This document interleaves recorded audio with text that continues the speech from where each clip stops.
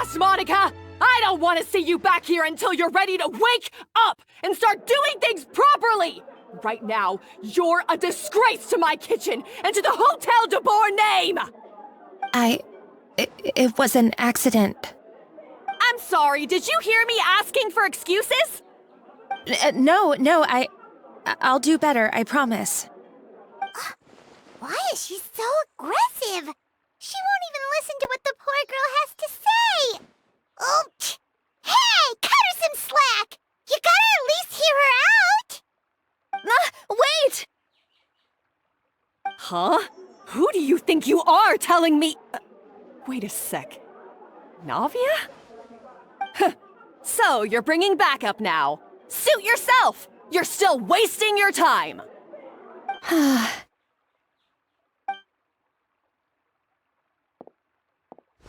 Savannah, is this how you always treat your staff? My staff is right. I'm the one in charge here now. And last time I checked, the Hotel de Boer doesn't take orders from the Spina di Rosula. Of course. How you run your kitchen is none of our business. But when a member of your staff is so overworked he becomes gravely ill, that most definitely is our business. We're going to stand up for him, whether you like it or not. Overworked? I've said it before and I'll say it again. If Fermon can't handle the job, then tough luck. There are plenty of other capable people I can hire instead. But Philmont can do the job, he just... Monica, back inside, now! Huh? But you said I shouldn't come back until... Just do as you're told, and not another word out of you! Come on, we have work to do! Wow! What a horrible person! Sorry. Looks like I've dragged you into some drama again. Her name is Savannah. She's the new head chef at Hotel de Boer. Ever since she took the job, she's been enforcing a brutal work regime and putting a huge amount of pressure on her staff. One guy was so overworked, he collapsed from illness. He's been bedridden for days, and he can barely even talk properly. I'm sorry. It's all my fault. I don't deserve to be a chef. At his family's request, the Spina di Rosula is trying to mediate on his behalf. We're not exactly making a ton of progress, as you saw. Savannah is adamant that Vermont's exhaustion and illness have nothing to do with her or how she's been running her kitchen. She's refusing to have any kind of meaningful dialogue with us. Our next thought was to talk to the other chefs at the restaurant and get a better idea of their working conditions. But with Savannah watching them like a hawk, no one has been willing to open up. And that's why I'm here, doing it the old-fashioned way. Camping out, watching, and waiting for an opportunity. Oh, shoot! It all makes sense now. Sorry. Paimon should have thunked before she spoke. Did Paimon ruin everything? Oh, no, not at all, Paimon. Honestly, the way she was laying into Monica, someone had to step in. I'm sure I would have piped up if you hadn't. And besides, I don't really think I'm built for espionage. Yeah, meaning it's gonna be all the more difficult to get the inside scoop now. Oh, I might as well head back to the Fleuve Cendre then. We'll need to come up with a whole new game plan. Paimon will join you, 'cause this is kinda all Paimon's fault. Guys, it's fine. You don't need to worry about it. That said, if you were planning to visit the Fleuve Cendre anyway, let me take you out for a meal. I'll make sure it's a proper feast. A really famous chef just joined the Spina di Rosula's tavern. Her name is... Sorry to interrupt. I just wanted to apologize for the scene you witnessed just now. We shouldn't subject our customers to that. This is a small token from us. It's some candy from Monica. She asked me to make sure it was delivered into your hands. Monica's the one apologizing? Huh. Clearly Savannah is the one who owes an apology. Our head chef has been a little highly strung lately. Sorry for everything.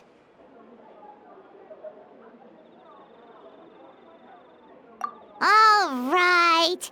Since there's candy, Paimon will drop it. Not the candy. Thank you for understanding. We'll make sure to pass your feedback on to Miss Savannah. A little highly strung, huh? Paimon doesn't get it. How did someone like her even become head chef? Well, according to Fermat's family, she hasn't always been like this. But that's a story for another time. Let's try this candy. Oh, Paimon totally gets it. Come on, dig in! Huh? Hold on, there's something written on the wrapper. Find Escoffier?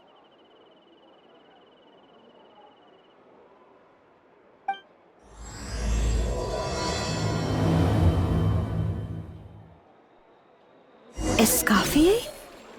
Could this mean... Huh? You Yeah. Let's stick to the plan and go back to the Fleuve Cendre for now. That's where we'll find Escoffier anyway.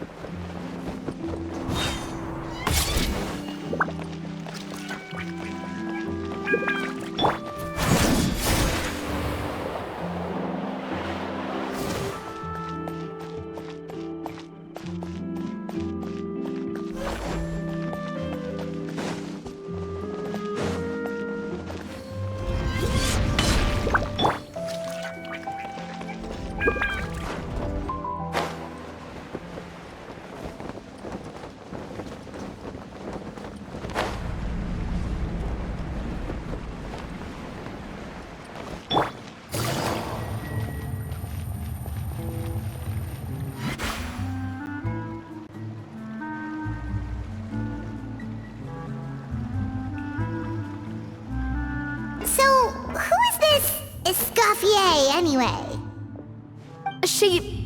Well, for starters, she used to be the head chef at the Hotel de Bourg, before Savannah.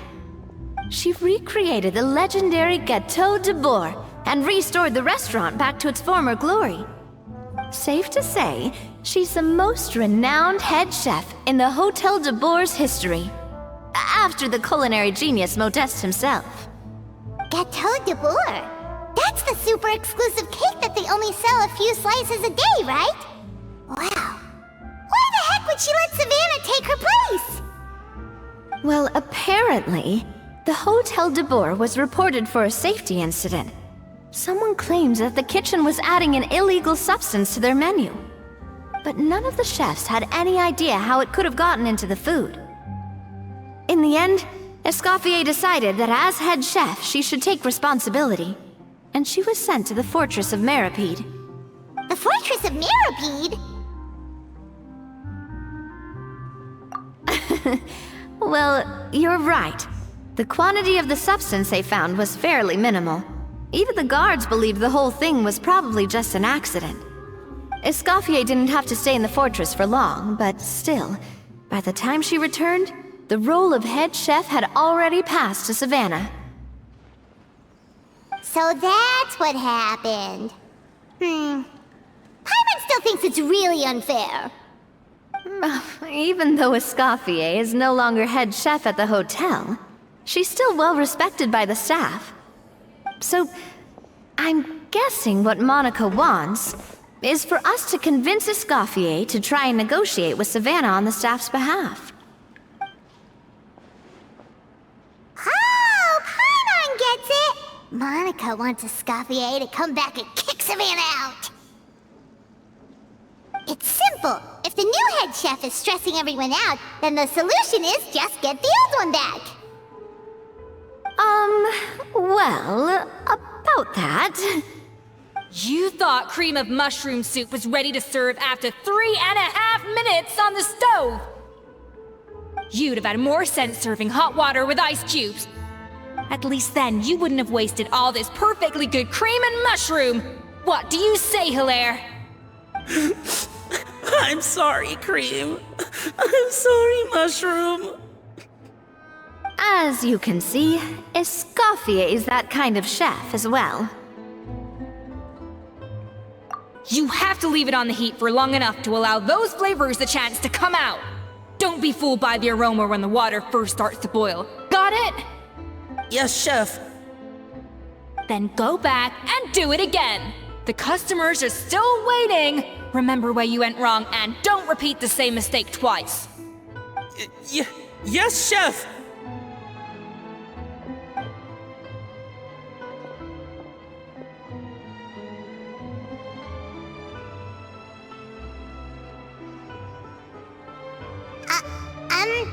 Excuse us,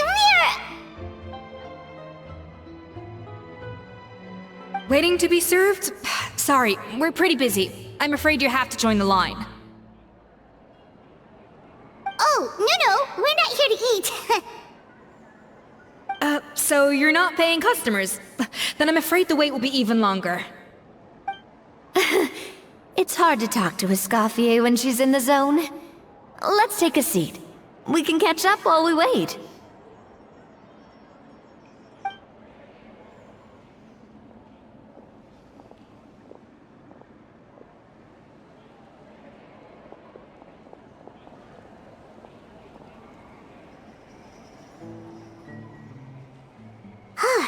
Looks like the rush hour is finally over. Is it always this busy here? These days, yes. I'd say business has tripled since Escoffier joined as temporary head chef. Well, in her words, the Hotel de Boer doesn't need her anymore. It doesn't look like she's got any plans to go back. I guess I'll be heading off then. Wait, take these home with you. We can't serve them now, and there's no sense in letting them go to waste. Oh, thank you, Chef. For what? Like I said, I just don't want them going to waste. Oh, and tell Fiamma to get well soon, so you're not running yourself ragged every single shift.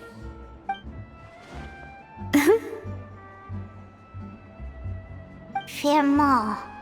That's the second time we've heard that name. Who is that again? He's the chef that fell ill from stress. Hilaire is his son. And with Mom stuck at home taking care of Dad, he decided to pick up some work to help pay the bills. Escoffier knows their situation, so she's been making some extra food every day for him to take home. Hey, I heard that, Navia! I've told you before, no one's making extra food. Hilaire is making blunders in the kitchen, and I can't serve his failed dishes, so he might as well take them home. Yeah, failed dishes that just so happen to be nutritionally complete every single time. So, you two must be the world-famous traveler and her companion, Paimon, yes? Is there something I can help you with? Oh, so you know us already. I'll skip the introduction then. We're here to talk about Savannah. Oh, I certainly am. The Spina's headquarters are right next to the tavern. And I've lost count of the number of times Navia's come to pester me about it. But I don't work for the Hotel de Boer anymore. And being ex-head chef doesn't give me the right to interfere with that business. Besides, I'm the one who persuaded Savannah to take the job in the first place. What? Well, she was a much gentler person back then. A little timid, even. She wasn't at all confident that she was the right fit for the role. That's hard to believe. Are we definitely talking about the same Savannah here? Honestly, I do wonder if she's just emulating me. I mean, I'm not the most pleasant head chef to be around either. Anyway, suffice to say that given the history between us, it'll be tricky for me to tell her she's doing her job wrong without coming across like a huge hypocrite. Fiamar and the others probably think that Savannah gets it all from me. I wouldn't be so sure about that, Escoffier. Look at this note we got from Monica. She mentioned me. Whatever shortcomings you feel you have, it looks like Monica still trusts you. As for the others, well, how can you know what they think unless you ask them? Monica. Plus, it's not like we're asking you to storm in there and raise hell. We're only in the initial phase of our investigation. All we're trying to do is get the other chefs to open up to us. Oh, Monica. Oh, Monica! Escoffier? I can't believe her! Powdered sugar is supposed to be applied sparingly. Look at all that on the wrapper. It's thicker than the sole of my shoe. Unbelievable! I won't stand for this. She has to learn. Come on, we're going. Wait, so now she's,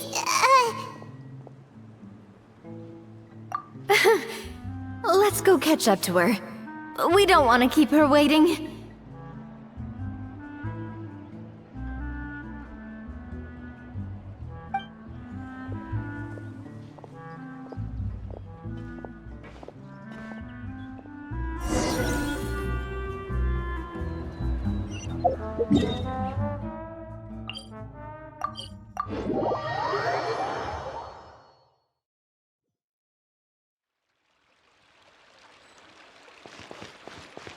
Take it easy.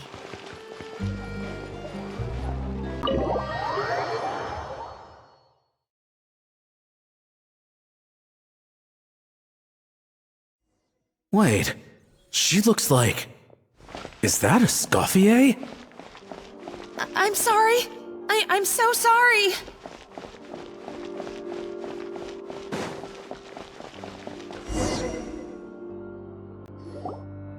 I'm sorry, I'm so sorry. I messed up your order. Oh, I wouldn't go that far. Maybe the taste is a little off, but if you hadn't brought it up, I don't think I would have noticed. But, please, you have to forgive me or Chef is gonna... Okay, I know. I'll kneel before you. What the heck? Get up, Monica! Can't you see that you're just making your customer feel more awkward? Escoffier? If you want forgiveness, then do what any self-respecting chef would do. Make the dish again. And this time, get it right. You cannot go begging your customers to feel sorry for you. Savannah said that I'm not allowed back in the kitchen until I've corrected my mistake. But if I can't go back into the kitchen, I can't do the dish over. that's some backwards logic. How can you fix your mistake without being allowed to cook? If this is what Fermat had to put up with, then no wonder he had a breakdown. We apologize for interrupting your meal, sir. It's fine. With my layman's palate, it's not like I can tell the difference anyway. I was actually quite enjoying my meal until she appeared out of nowhere and started apologizing. Gave me a bit of a fright, to be honest. Oh, well, it's because Chef Savannah tasted a bit of the leftover soup from my pot and then threw me out of the kitchen. Gosh, that's pretty strict. Has she always been that way? I don't recall things being like this when Escoffier was head chef here. I gotta say, you're all looking a little worse for wear these days. I mean, Escoffier was strict too, but I think the difference is that her criticism was more constructive, so you knew what you did wrong and how to improve, and we all knew that it came from a good place. Chef Escoffier was hard on us because she truly wanted us to reach her level. But these days, whenever we make a mistake, we just get told to wake up, get your head in the game, or just do it again. And it's only gotten worse since word got out that Chef Escoffier had started working again in the Fleuve Cendre. Monica, you don't need to call me chef. I'm not the boss here anymore. Yeah, but through no fault of your own. What happened back then? That wasn't on you, and all of us know that. That banquet was a huge event, and so many staff were involved every step of the way. With so many moving parts, there's no way of knowing how that Lumine ended up in the food we served. Lumine? What's that? A new drug from the Fontaine Research Institute, produced from an extract of the Lumitwell. Apparently it sharpens the senses, so they used it to treat people with impaired responses to stimuli. Oh, yeah, I've heard about that. They found out you can use it as a flavor enhancer since it stimulates the taste buds. Makes things pretty addictive. They also found that overuse can have mood-altering effects, and even lead to nerve damage. So it quickly ended up on the guard's list of controlled substances. Unfortunately, however, some food products containing the additive had already made it to the market by the time the guards banned it from the restaurant industry.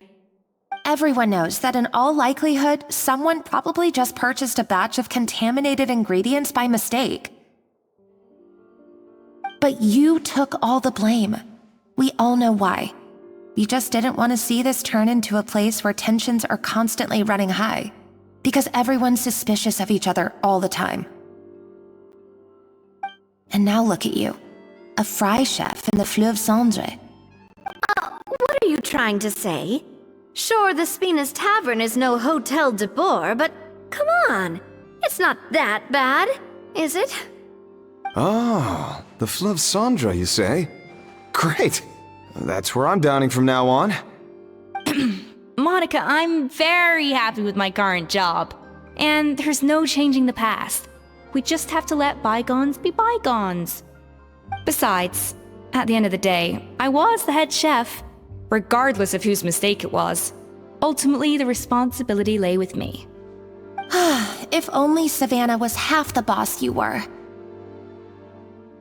I'm sorry? Do you have a problem with my conduct as head chef? No, chef. So you do remember who's boss? Escoffier? I thought you'd left this place for good. What are you doing back here? What happened to you, Savannah? Why are you acting like this?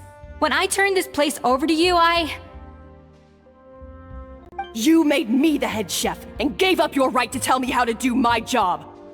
You're not the boss here anymore, so stop acting like you own the place. Whoa. Sounds like someone has a chip on her shoulder. Oh, Savannah! My God, have you grown a temper since I last saw you? Have you put even half the amount of energy into improving your cooking skills, or are you still using the Pluie Lotus as an off-brand marcotte, thinking no one can tell the difference? That's none of your business! What happened to not storming in and raising hell? Ho ho! I was not expecting to see something this spicy as soon as Escoffier returned. Huh? Fan Asian? Aye, miladies. Might I make a humble suggestion? Given that we have ourselves a tête-à-tête between chefs at the Hôtel de Bord, I dare say it would be de rigueur to settle this the traditional way. The traditional way? That can only mean one thing. That's right! I'm talking, of course, about the tradition established by Modeste himself. The cooking contest! According to legend, the founders of Hotel de Boer, Modeste and Savelli, used this method to resolve all of their disputes. Everything from petty arguments over next week's menu to disagreements over the strategic direction of the restaurant. The cooking contest would decide who had the final say. Sounds like they had a lot of free time on their hands. Ah, well, it might sound that way to us. But in fact, the cooking contest played an enormous role in motivating chefs to hone their skills, reaching new heights of excellence in the culinary arts. And indeed, The reintroduction of this institution in recent years has surely been instrumental in transforming the Hôtel de Bord into the top-ranking restaurant in Fontaine. Reintroduction? Someone brought it back? Who? What say you, Escoffier? Surely you of all people won't back down from this challenge. It was you who put the rule in place, after all. Sure, I reinstated it, but I'm not a chef at Hôtel de Bord anymore. Isn't this bending the rules a little? I see no issue as long as both sides agree to the terms.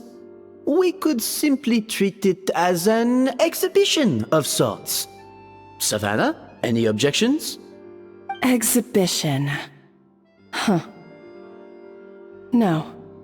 If we're going to battle it out, let's put it all on the line. If I lose, it's up to you what happens to me. I don't want anything to happen to you. But if you lose, you hand over the Codex de Bord to me. What? The Codex de Bord?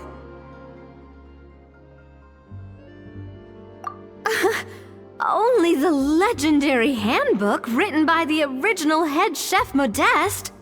It contains all his secret recipes, including Gâteau de Bord. It's the greatest treasure in Fontaine's culinary world, and only the present and former head chefs of the Hôtel de Bord have the right to read it. Present and former? Wait, but that already includes Savannah, though. What do you want that old thing for? You have your own copy, don't you? Don't take me for a fool. You know perfectly well what I mean. I want your copy, the original version, the one you took with you when you left us. I'm sorry, I must be missing something. You know, there's no difference between the original and the copy, right? They contain the exact same recipes. Stop trying to change the topic. What's wrong, Escoffier? Scared you're gonna lose to me? Or are you scared of me getting my hands on the original codex? Savannah, you may remember that we gave her the original as a parting gift, to thank Escoffier for her years of service. Asking for it back feels a little, Oh, I'm sure it won't be an issue, as long as both sides agree to the terms.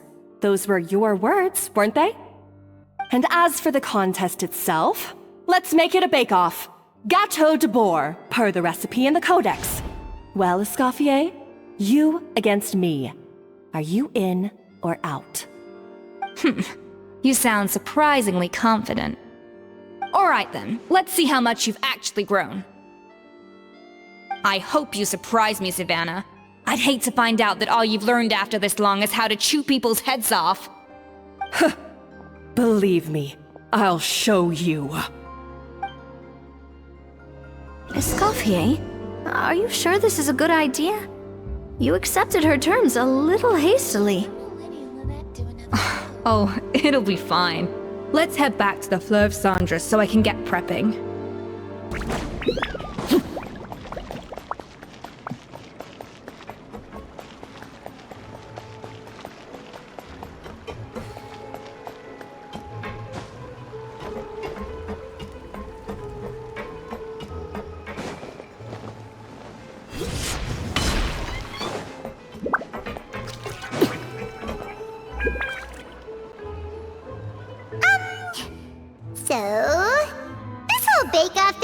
Came out of nowhere. Was it really sensible to just go along with it? Well, I got a sense that she's holding something back. But we chefs always express ourselves in our cooking. So if she won't talk, this might be the best way to find out what's really going on with her. Huh? Holding back? Sure didn't sound that way to Paimon. Escoffier only picked up on it because she's the same way. Always closed off, never letting you know what she really thinks. That's patently false, at least where your macarons are concerned. I've been nothing but truthful with you about the disgraceful amount of sugar you use.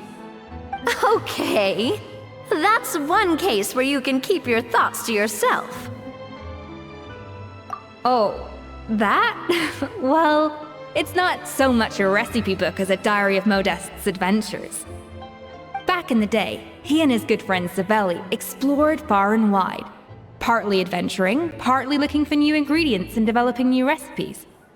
Their creations had an enormous influence on the course of Fontaine cuisine, turning it into a much more vibrant and diverse scene. For instance, legend has it that the original Gâteau de Bourg was made using a special secret ingredient that Modeste discovered on one of his adventures.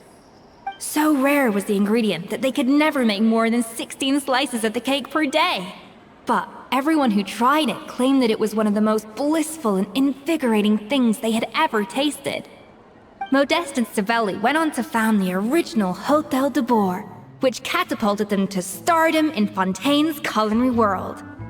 Especially Modeste. He was hailed as a once-in-a-generation genius, and over time, the recipes from his adventure log became known as the Codex de Bourg. Ah, Paimon's heard this kind of story before. Armed with the Codex, the Hôtel de Bourg took its rightful place as the finest restaurant in the land, serving those recipes for centuries to come. Something like that? What? No, of course not! Cooking is a constantly evolving art form. How could any restaurant survive if they only served food that was popular last century? Anyway, never mind centuries. Savelli and Modeste parted ways not even 10 years after their rise to fame. Then, Modeste passed away while he was still in his prime. And that was it. The end of the Hôtel de Bourg's heyday. It fell into decline, and for most of its history, it was just a nondescript place with a couple of cheap tables.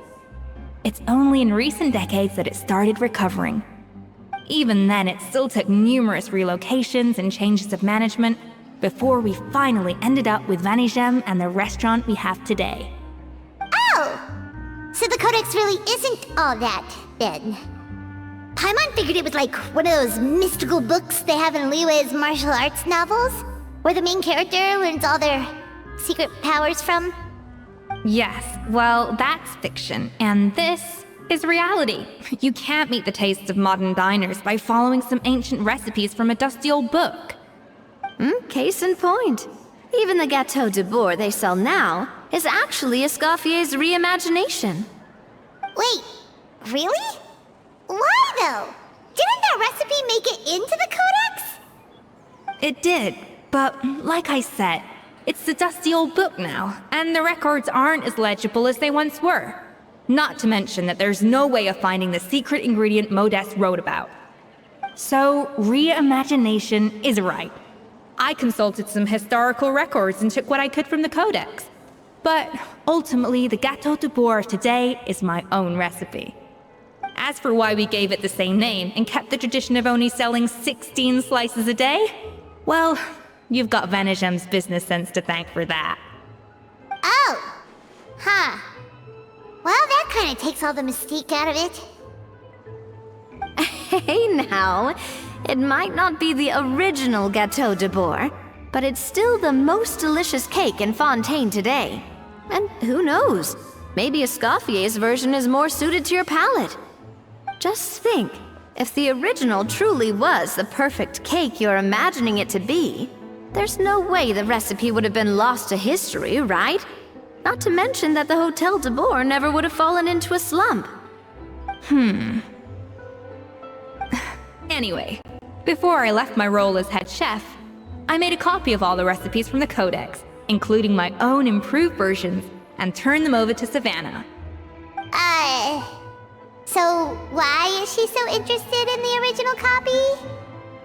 Could it be a symbolic thing? Like, whoever holds the original Codex de Bourg is the true head chef? Well, it was clearly precious enough to give to Escoffier as a parting gift. Meanwhile, Savannah only got a copy. Maybe from her point of view, it's like management doesn't truly see her as being worthy of the role. You think so? The only thing is, it was her suggestion to gift me the original in the first place. Well, a joint decision by her and Vanigem. But still. What? Huh. Guess she's had a major change of heart since she became head chef. Yeesh. Who knows? We could speculate forever. Better to just let our gato do the talking. It means besting her in this bake-off, and then getting her to explain herself, even if I have to beat it out of her with a spatula. However much she's changed since we worked together, I believe that she still has her chef's pride. And if she respects the art, she'll respect the outcome of our contest. Well, I'm confident that you and your spatula can get justice for Froment. All you need to do now is win the contest. But that should be a breeze for you. Let's not get too ahead of ourselves. Gâteau de bois is very complicated to make. Usually, it takes 3 chefs working in tandem to cover everything. Now, if I had to push it, I could probably do the work of 3 chefs myself. But I'd prefer to play it safe if I can find a couple of assistants in time. Well, that's easy. The 3 of us are veterans in the kitchen. You just need to pick 2 of us. Well, I have heard the Traveler is an accomplished cook, as well as a warrior. But be warned, I will hold you to exceptionally high standards. Think you're up to the task? Oh, count me in too. I've spent weeks perfecting my macarons after your scathing review. Even if it means competing against the Traveler, so be it. I'll show you what I'm made of. Confident. I like it. Alright, let's start with some elementary mise en place. Show me your knife skills.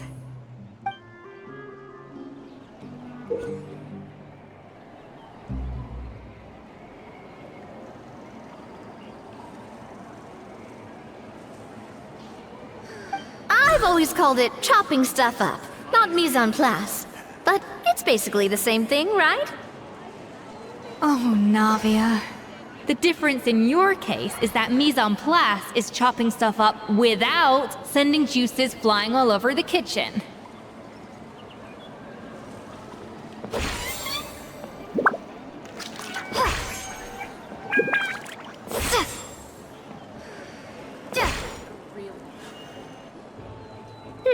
Looks like you found that easier than I expected. Yeah, thankfully it was pretty straightforward in the end. You made it sound like we'd be carving statues out of fruits or something. Well, brace yourself, because the next step is anything but straightforward. I'll be using this cold press to extract flavor compounds from the ingredients. A kind of special food processor I got the Fontaine Research Institute to make for me. It uses cold temperature extraction to isolate the essence of cooking ingredients, which can then be used to flavor dishes more precisely. But this isn't exactly standard kitchen equipment, so that probably didn't make a whole lot of sense.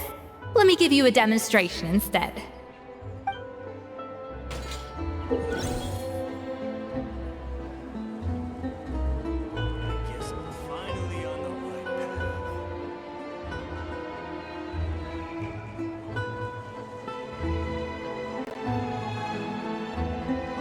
Custom-made equipment from the Fontaine Research Institute, huh? That's some pretty high-tech food prep. Paimon's never used anything this weird before. Cool! Not weird.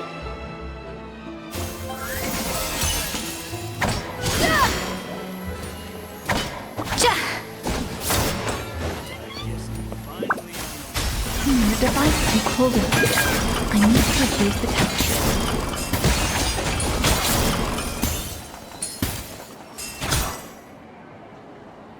And done! These are the flavor compounds extracted from our ingredients. I've processed all the fruit you chopped up earlier. Wow!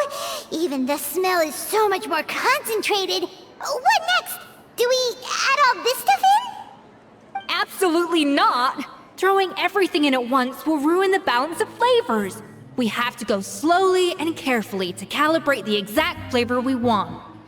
I'll demonstrate again. Now, watch closely.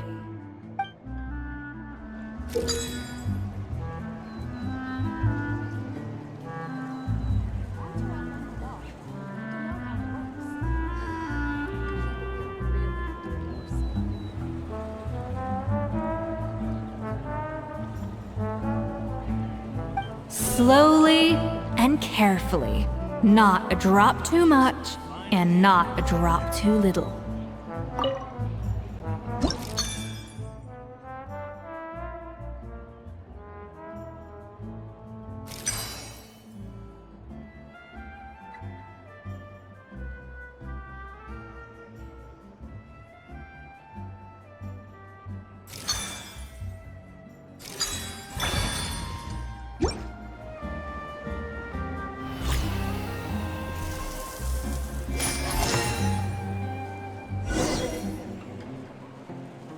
And voila!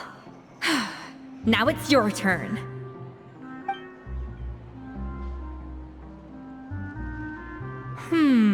Not terrible. Considering this was everyone's first time blending flavor extracts, it could have been worse. But the traveler's work was surprisingly good. Are you sure you've never done this before? You got almost perfect results on your first try. That goes without saying. Still, credit where credit's due. You did well. Alright, now for the part I've been looking forward to. I want each of you to cook something from the Hotel de Boer's current menu. I'll judge your submissions and give you a final score.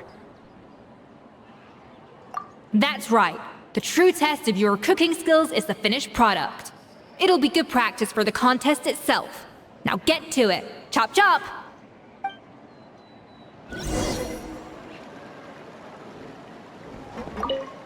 How's it going? Have you picked a dish yet? Choose wisely. I expect you to present the most delicious thing on the menu.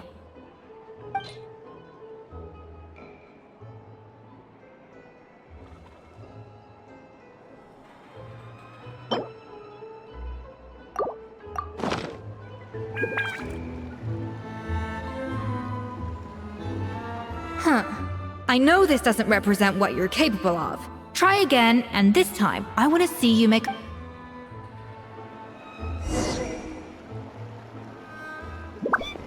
How's it going?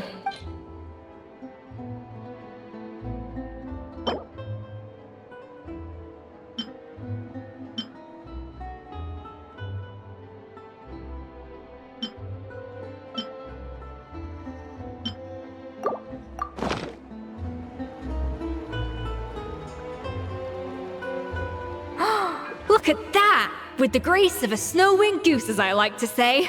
Now, let the grating commence.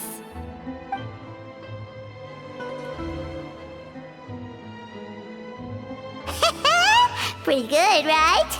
Not to brag or anything, but Paimon's a bit of a connoisseur when it comes to la food. 6 points. What?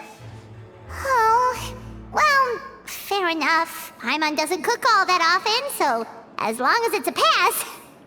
That's 6 out of 100. What?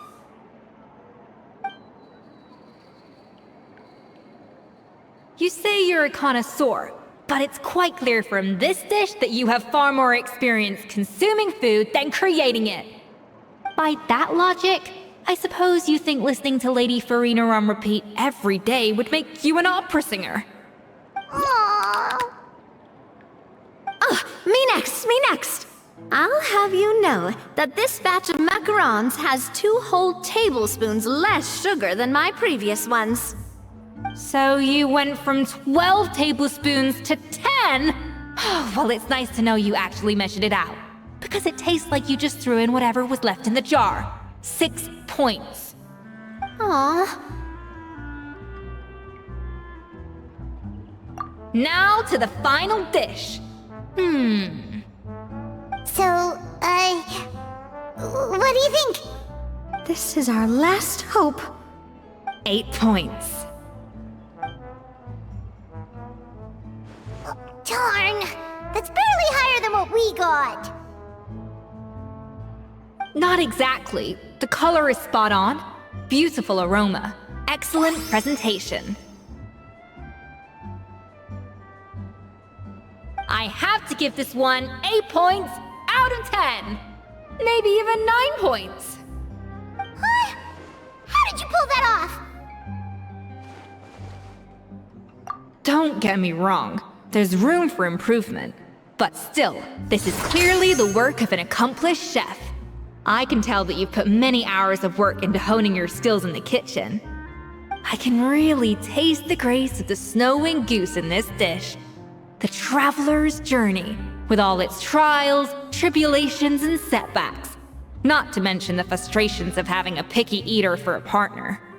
Hey, you made that last part up! No way did you taste that! Well, it looks like I lost fair and square. I guess you'll be taking the Traveler as one of your assistants then? But if it takes 3 chefs, that still leaves 1 slot remaining. Maybe Paimon and Navia should keep practicing and see how it goes? Chef Escoffier! Oh, it's Hilaire! What brings you here? I heard the news about the cooking contest. You're doing Gâteau de Bourg, right? I was just wondering if you needed any help? And you think you're up to the task, do you? Oh, no, I know I'm not there yet. It's actually my dad who wanted to help. Firma, last I heard, you could barely get out of bed. Chef Escoffier, Navia, Traveler, thank you all so much for everything you're doing for me and my family. I've had enough of sitting around at home while you run yourselves ragged. If you let me, I'd like to help you win this cooking contest. Yeah, I was gonna say the same thing. Don't you worry. I'll be fine. I'm feeling much better now. I'm sorry. I know I've been rather useless these past few days, but not anymore. The fact is, I'm a fine chef, despite recent events. I've proven myself in the Hotel de Bourg kitchen, so if anyone's qualified to work under Chef Escoffier, it's me. I think. I hope so. Firma, have you even set foot in a kitchen since leaving Hotel de Bourg? I have not, but I'm fully rested now. I know I can handle it. I'll prove it. Let me whip something up for you right now.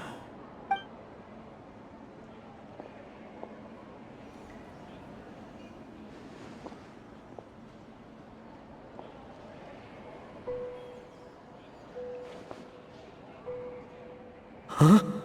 That's strange. Why are my hands shaking?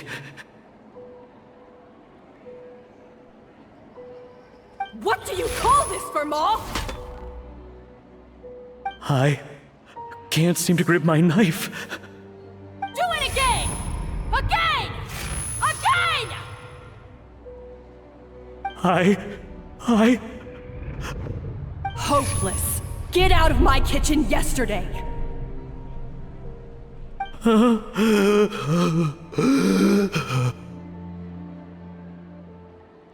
Dad! What's wrong? I don't understand. I was feeling so much better, and then Will I never be able to work in a kitchen again? Dad, talk to me. What happened? I think the real issue here is not physical exhaustion, but psychological trauma. Monica, when did you get here? Probably because you were all concentrating so hard on your cooking. I didn't want to interrupt your flow. But anyway, Firma, I'm so sorry. If only I'd known how serious your situation was, I would have stood up for you sooner. You have nothing to apologize for, Monica. During those long nights of redoing every order, you were the only person who looked out for me. Oh, come on. All I did was make you some tea. I doubt it was much help. Savannah was so ruthless toward you. I probably should have brought you something stronger. She sounds like the worst. All right, another Savannah horror story. Let's hear it. She's been getting harsher and harsher on us ever since she heard about Escoffier's new role in the Fleuve Cendre. Seems like no matter what we make, she'll find something wrong with it. What is this? looks like a dog's been at it! In the trash now! Then she orders us to redo the dish again and again, but we never know what's going to make her happy. Do it again, do it again, do it again! Every time you remake it, you just get another earful from her.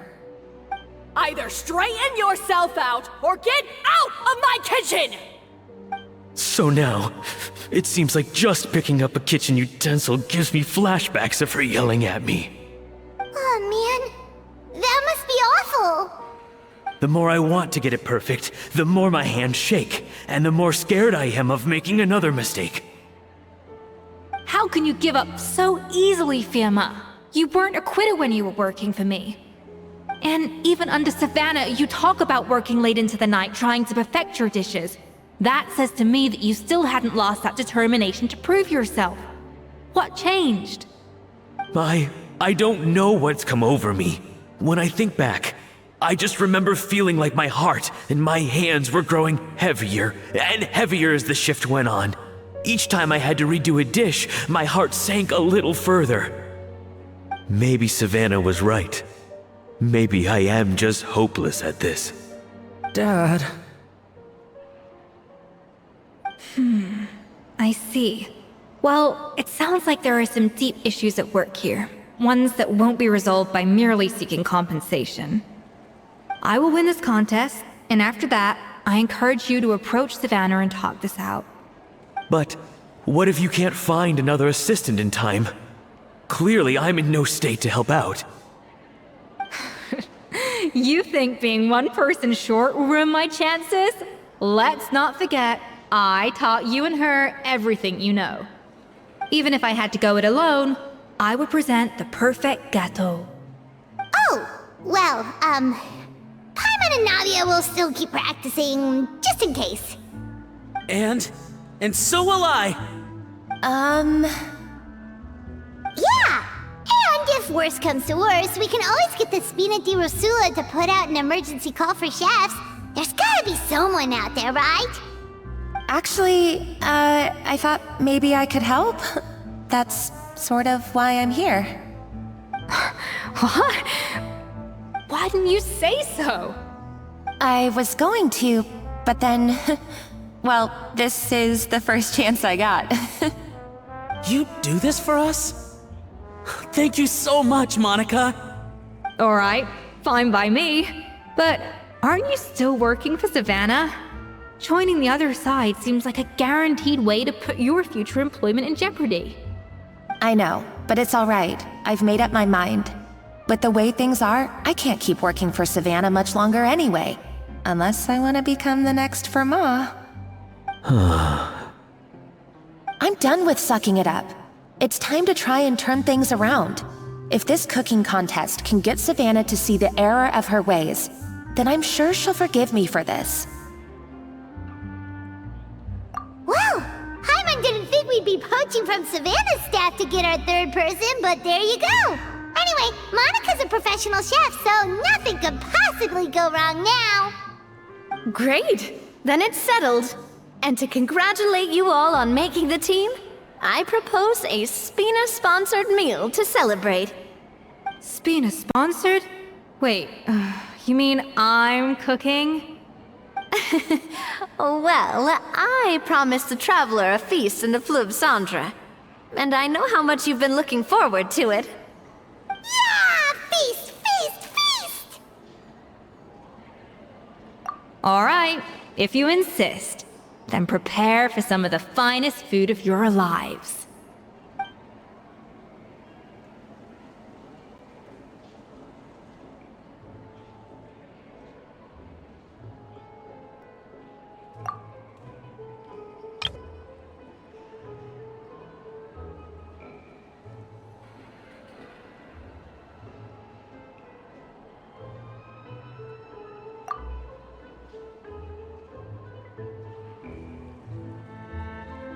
That's not a bad idea, actually. Wait, hold on. You need to finesse that further.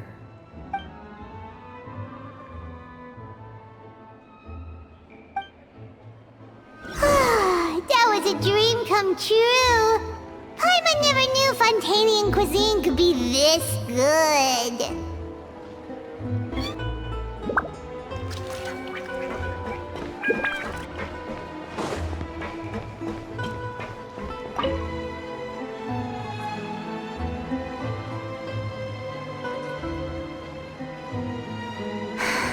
Why, Savannah?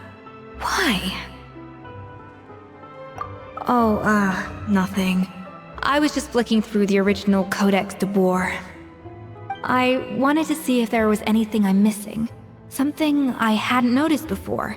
That might explain why Savannah's so desperate to get her hands on it. But I can't find anything. It's just some hastily scribbled recipes in between diary entries from Modeste's adventuring phase. And most of it's not even legible anymore. The copy I gave her not only has all the recipes in full, but even includes my own private tips and notes from years of experience.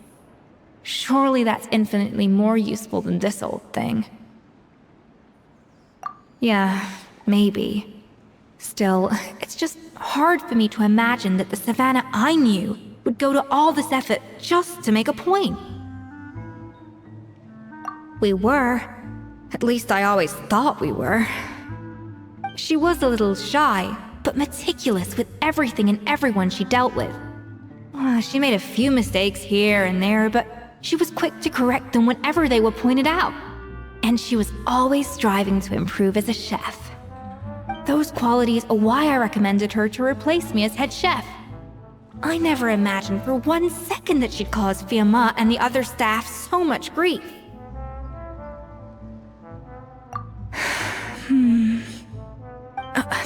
Well, I mean to an extent, of course. I pushed hard for her to get the role.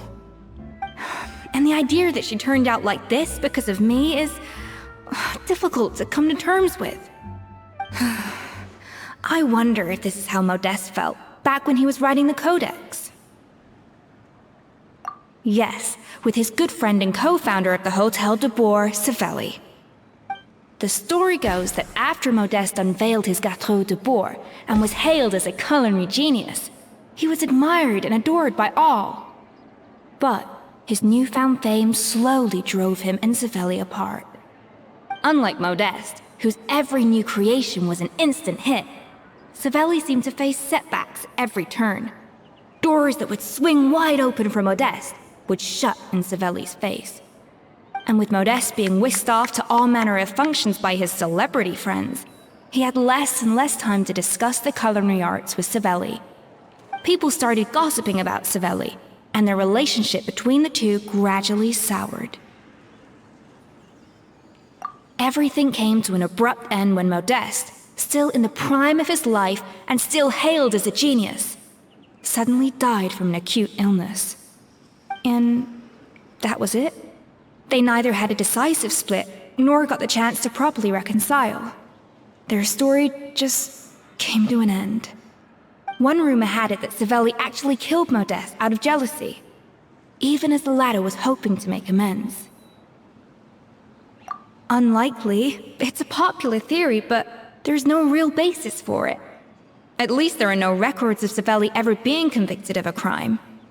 Still, beyond a point, there's no way of knowing what truly happened in the past. All we can do is try to make sure the present doesn't quite go as badly. And that's why I have to win this contest tomorrow.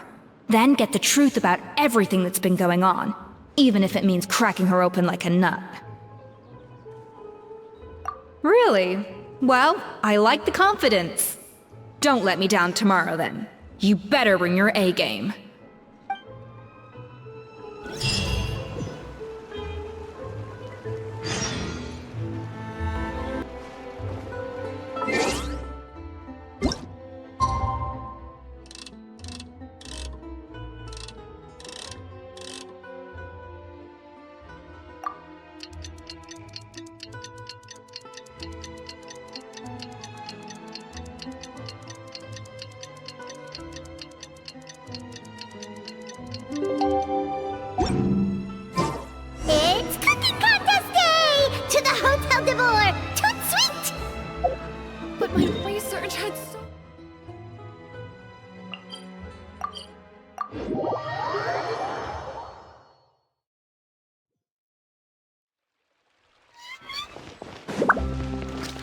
Did you hear the news? Escoffier's coming back for a cooking contest. Wait, seriously? Escoffier in a cooking contest? Now that I've got to see! I don't get it. Why would anyone in their right mind challenge her to a cooking contest? We shouldn't stay here.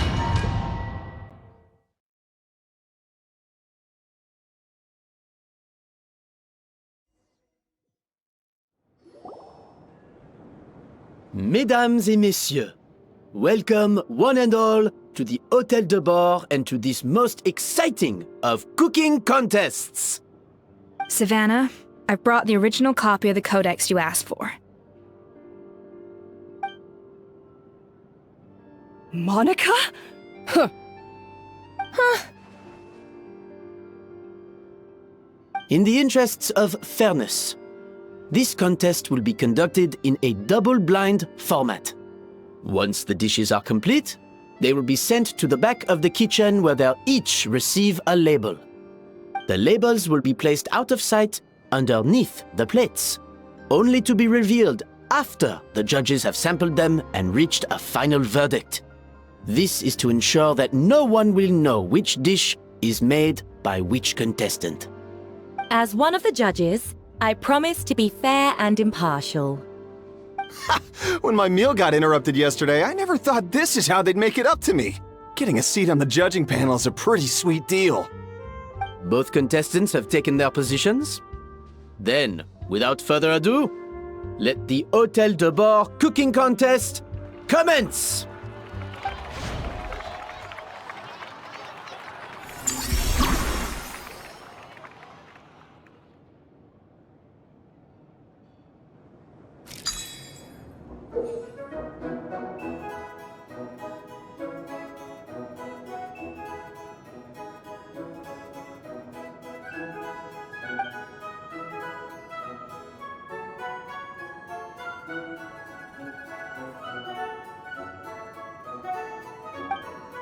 Monica, Traveler, it's... Even the best chef in the world can't flavor their food without prepping the flavoring, right? Alphonse, Gaspar, get to work! Do not disappoint me. Looks like our two head chefs are raring to go. Like an oven on full blast, this competition is quickly heating up.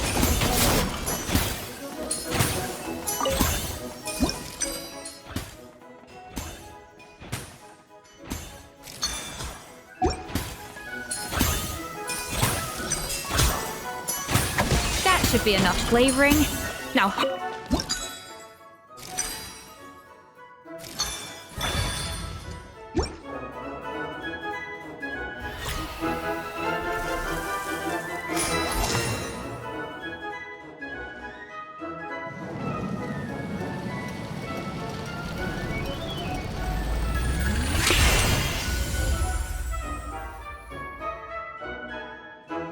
Come on, Escoffier! Come on, Traveler!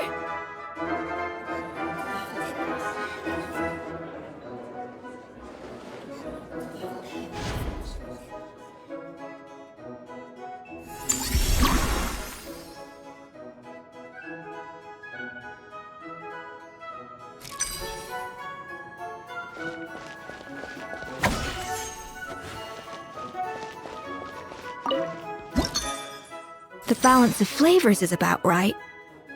But the quantity is too low.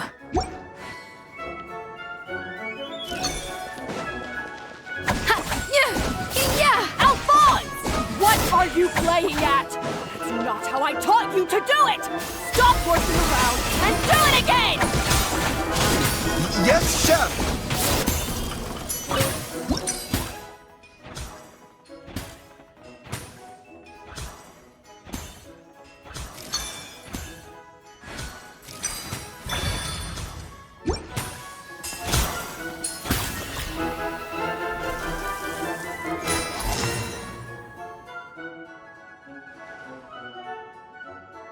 So, what do you think?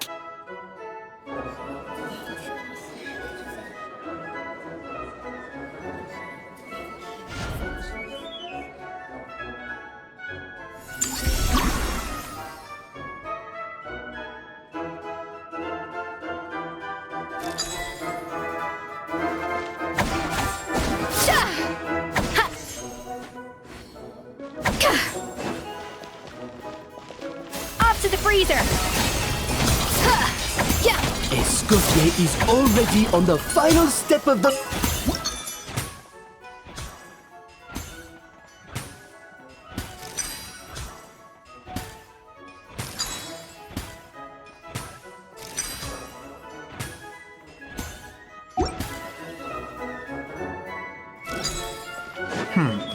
I think this flavor profile is still a little bit off.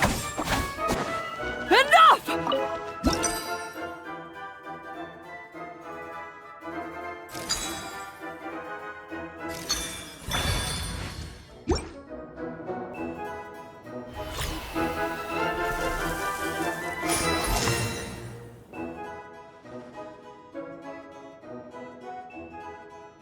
You can't match Escoffier's talent.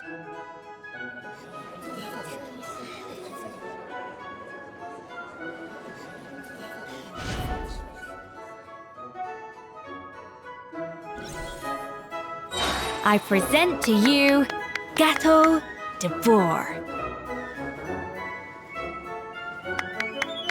A burst of flavor!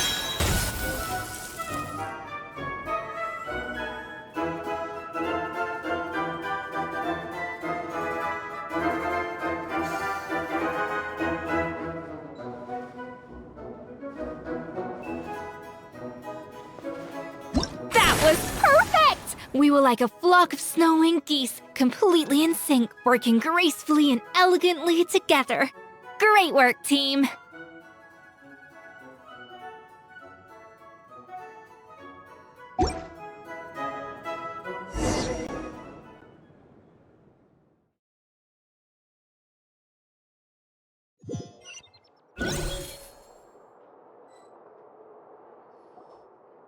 Time's up!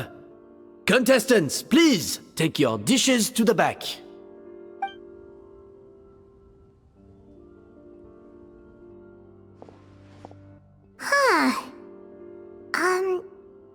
That guy was right. You really can't tell whose is whose just by looking at them. We both made the same dish after all. For all her flaws, Savannah's a talented chef who earned my recommendation for good reason. She wouldn't screw up something as elementary as the cake's appearance. Whoa! This is really rather good. Wonderfully soft and fluffy. Beautifully sweet. This is a masterclass in how to make Gâteau de Bourg.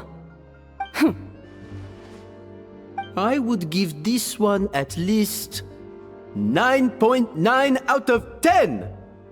Only because there's something about the flavor of the base. It's just a little different from the recipe I'm used to. Huh? Really? I couldn't tell.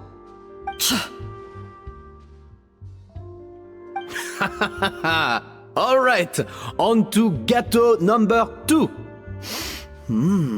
I haven't had a single bite and already this aroma is a delight to the senses. I have a feeling that this gâteau will be a gâteau for the ages. How exciting! I'm gonna dig in.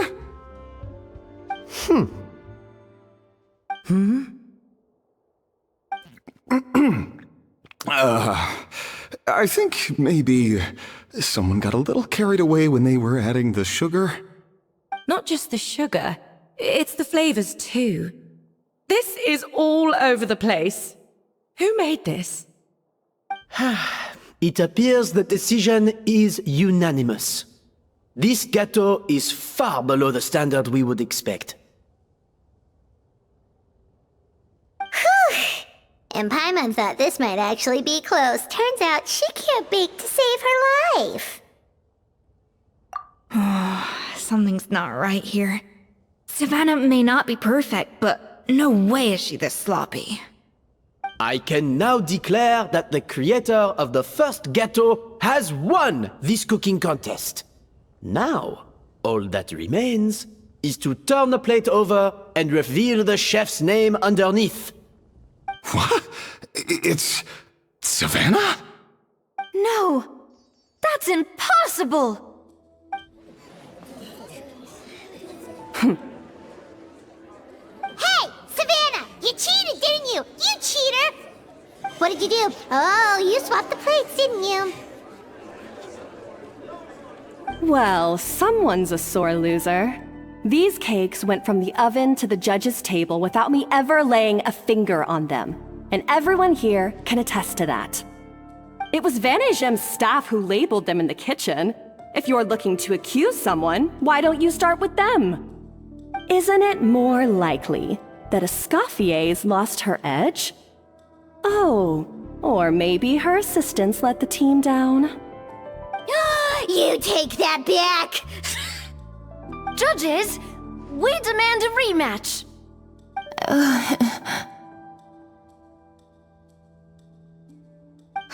That's enough!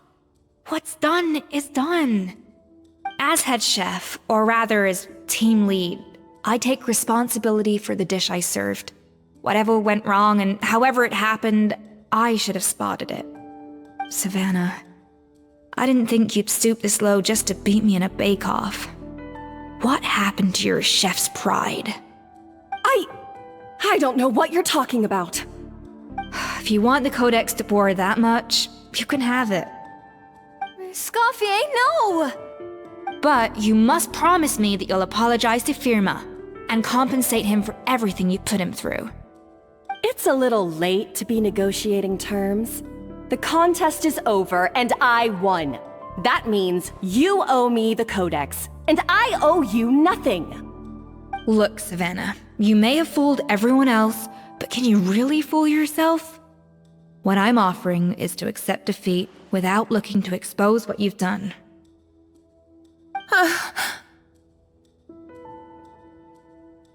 But only on the condition that you promise to stop putting so much pressure on your staff. Fine. I'll treat this as your final handover of duties from one head chef to the next. So, will that be all, ex-head chef? Or is there any other unfinished business you'd like to leave in my hands? I didn't mean that to be a scolding from your former boss, just a word of advice from a fellow chef and a friend. But I don't know if you're even open to input from other people anymore. I know what I'm doing. I don't need your advice. All right, fine. I'm glad to hear it.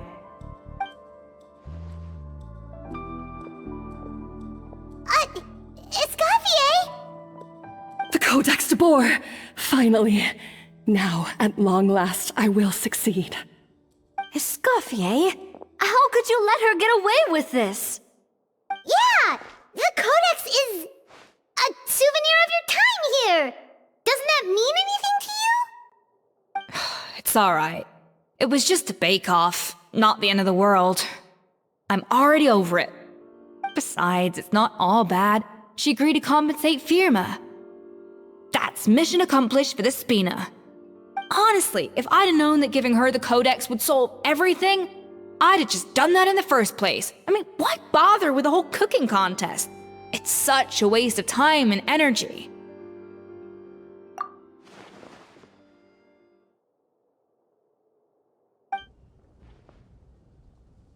No.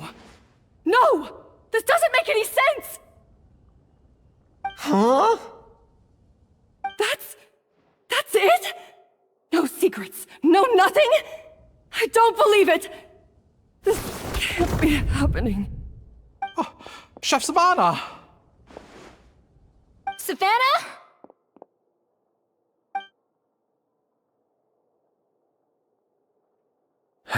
It's nothing life-threatening. Just a lot of pent-up stress and exhaustion. Oh, I knew it. Pent-up stress? The truth is, however hard she might be on the rest of us, the person she puts the most pressure on is herself. Yes, there are nights when she makes us redo things over and over into the wee hours. But for her, it's every night.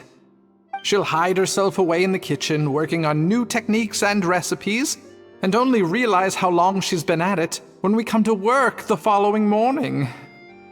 But why? Why would she do that? Our best guess is, she doesn't want to be seen as less of a chef than Escoffier. And there it is. Even so, that's no excuse for taking her anger out on the rest of you. Yeah, and it's definitely no excuse for cheating in the cooking contest. About that, we honestly have no idea how she did it. We were focused on our own work the whole time, like she asked. Leone and Algalia were the ones I tasked with labeling the cakes. I've already spoken to them both.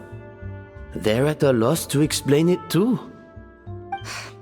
Not to worry. Come on, join me downstairs. I'll interrogate the guilty gâteau myself.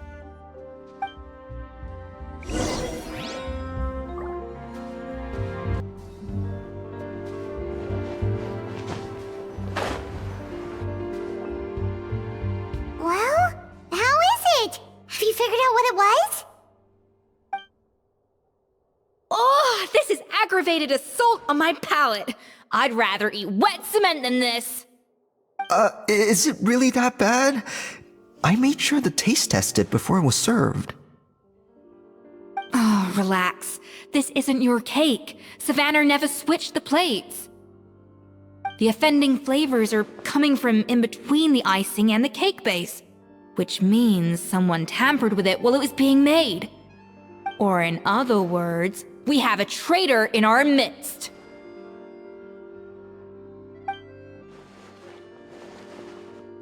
I'm sorry. I was forced into it. It was Chef Savannah. She said if I didn't cooperate, she would... Calm down, Monica. I've already accepted defeat. And if I wanted retribution, I would have brought this up when the results were announced. Whatever's going on with you, just spill the beans. There's no need to hide it.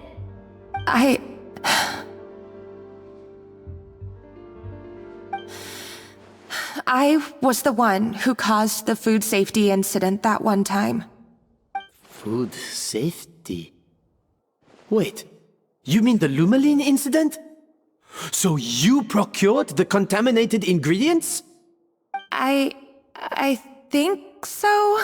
Savannah and I were on procurement that day. I didn't check everything as well as I should have, and so I let contaminated ingredients make it into the kitchen. But I swear I didn't do it on purpose. I had no idea there was an issue with them, and I didn't know it would end up with Escoffier going to jail. But the last thing I expected was for Savannah to use it as leverage to blackmail me with... This is crazy! So Savannah pressured you into sabotaging Escoffier's cake by threatening to expose your secret if you didn't? I know, it's terrible. I'm so sorry. I was so scared. The thought of Chef Escoffier finding out that I put her in jail, it made me freeze up with fear. I thought Escoffier would hate my guts if she ever found out, and yet somehow that's ended up in me doing something even worse.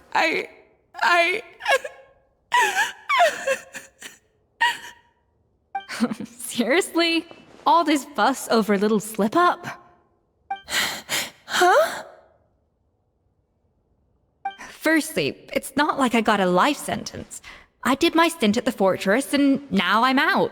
And secondly, I had my own reasons for leaving the Hotel de Boer. This wasn't the only factor. So, you don't need to feel ashamed or frightened or anything like that. Any more than you need to add butter when you're pan-searing foie gras. You mean... you forgive me? Oh, well, I'm not saying you don't have to take responsibility for your mistakes. You should tell Vanagem to mark down your performance for the past few months. Then do some digging and find out exactly where those contaminated ingredients came from. Sure, you've made mistakes, but now's the time to fix them. Understood? Understood.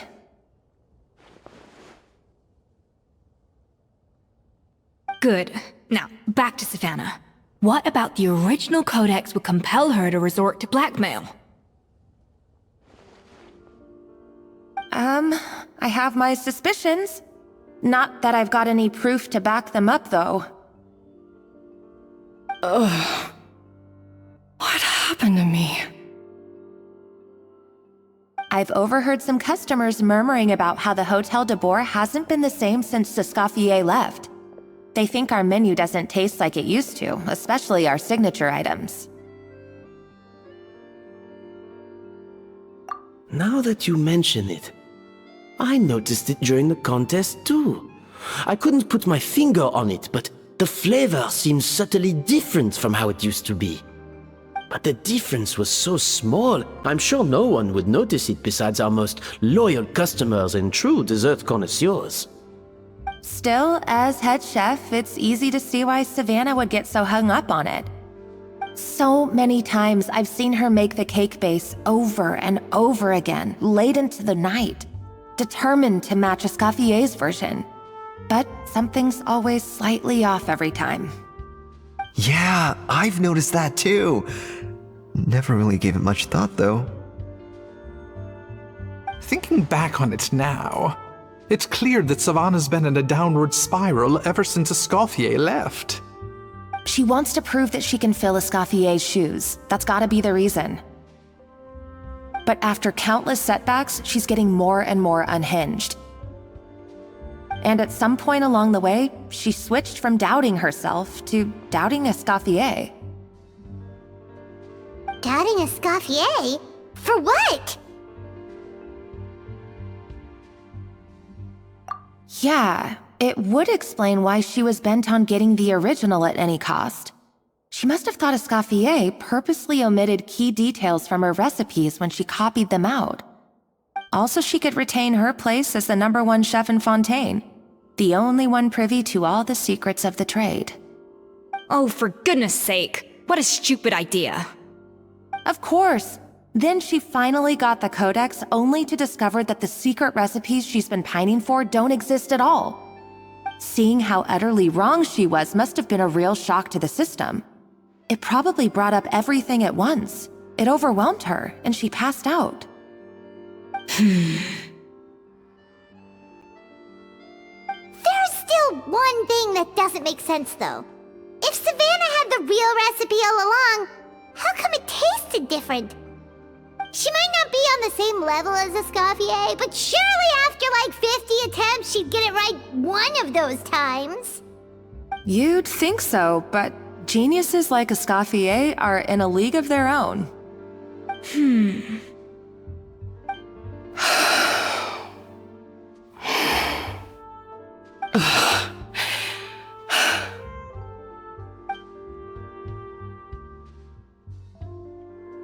New head chef, you say? What's her name? I don't think I've heard of her before. I wonder, can the Hotel de Boer keep its edge without Escoffier at the helm?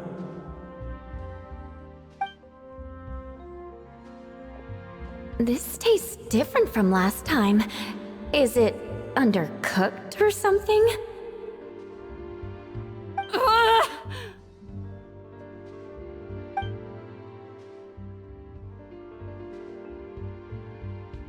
Take this. It's a copy of the Codex de Boer.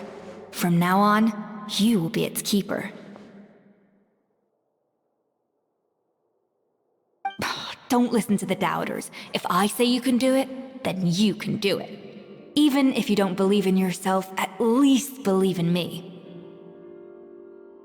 Hey, did you hear me? Once I'm gone, the restaurant is all yours.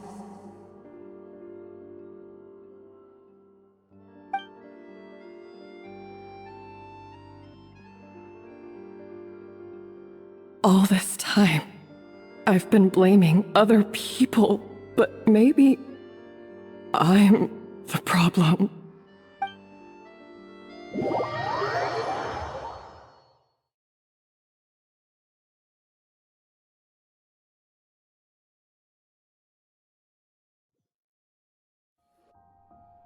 I sincerely apologize for putting everyone out.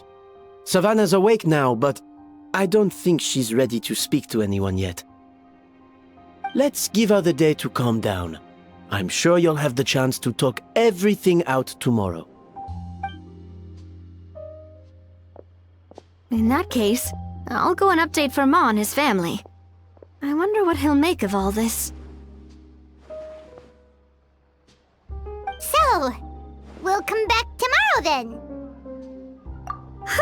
That was a long day. I think I've earned myself a sweet treat when I get back home. Oh, nice! Macarons? Or are you gonna switch it up this time?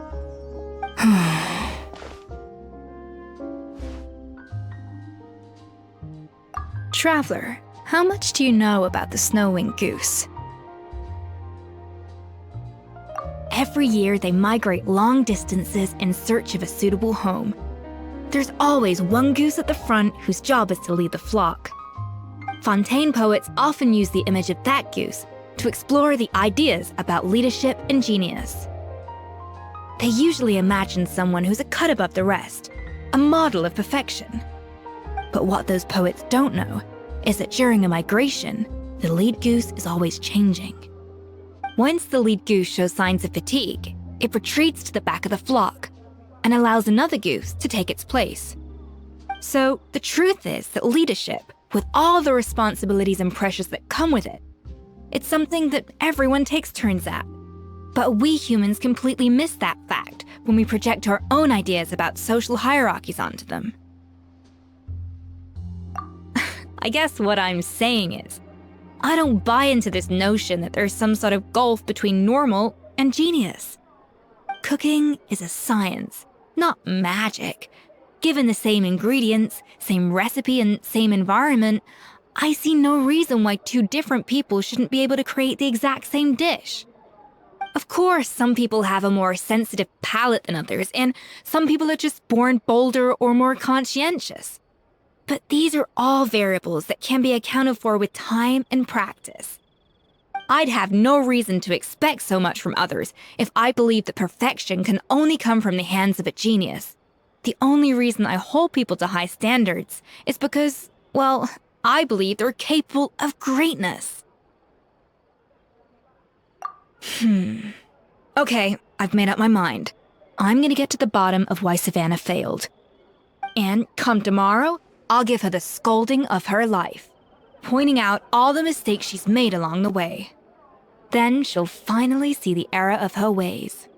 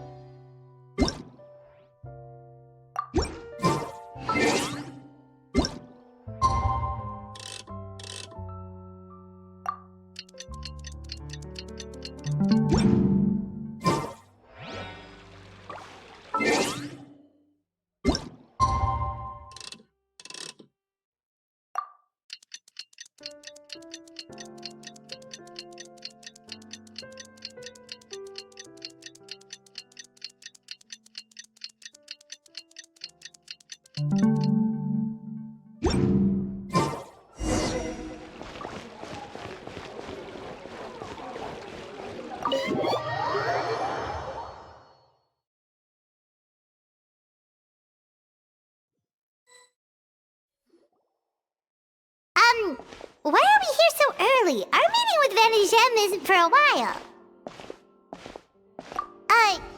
Check on her? Why? What happened? Oh no. Escoffier, are you alright?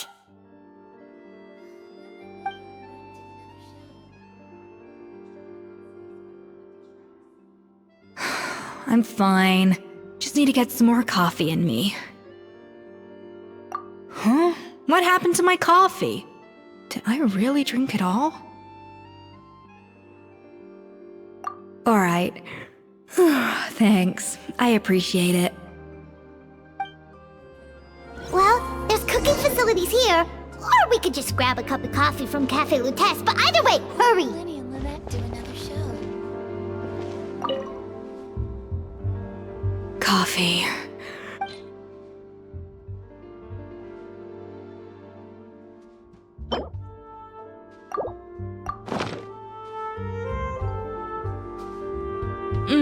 Strong, bitter coffee beans, transformed through expert brewing and balanced perfectly with rich, creamy steamed milk. Wonderful. I feel much better now. Thank you so much, Traveler and Paimon. Glad to hear it, but make sure to catch up in your sleep when you get the chance. I think I figured out where the problem lies. Honestly, it's ridiculous. I don't know whether to laugh or cry. Wait, what investigation? What are you guys talking about? I'll save it for when everyone else gets here. It's so stupidly small, I can't believe it's caused so much drama. Yes, except my failures were stepping stones to success. Escoffier! Have you seen Savannah? Huh? No, not since yesterday. Why? What's wrong? After seeing her home yesterday, we were all a little concerned about how she was doing. So, I dropped by her place early this morning to check on her. Only to find an empty house with the doors wide open. I left Alphonse and the others to keep watch at her home, while I checked the Hôtel de Bord. I'm worried something bad might have happened. If she's not here, then where could she be? Boss, Escoffier, bad news. Alphonse? You're supposed to be keeping watch at Savannah's house. We were, but then, just after you left, we found this stuff in her house. Oh, looks like a map with a bunch of random places circled. What does it mean? Wait a second. This feels familiar. I'm sure these places are all connected somehow. Of course! From the Codex! They're all places that Modeste explored on his adventures. Yeah, but I don't understand. The adventure logs in the Codex are too fragmented to be of any use. How come this map shows all the missing details? The Codex de Bord? Then, this place marked in red out at sea. Could that be the fabled birthplace of Gâteau de Bord? Seriously? So now she set her sights on finding the original recipe and beating Escoffier that way? Geez, Savannah. Anything to overcome a Gâteau plateau, huh? Ugh, idiot! Does she have a death wish? Those ruins are thousands of years old. Hold on, there's more. Besides the map, we also found these letters.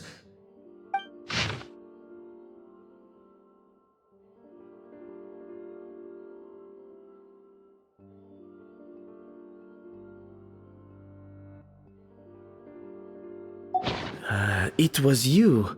You let the Lumine through, didn't you? It sounds like a threat letter. Does this mean that Savannah was responsible for the safety incident? And not Monica after all? Retrieve the Codex by any means necessary. So the cooking contest and the cheating. Someone else was behind her pulling the strings? She's keeping the true recipe to herself. Ugh, this is all such a mess! Paimon needs a second to process this. First, we thought that Savannah forced Monica to cheat in the cooking contest. But now, it turns out that someone else forced Savannah to force Monica to cheat?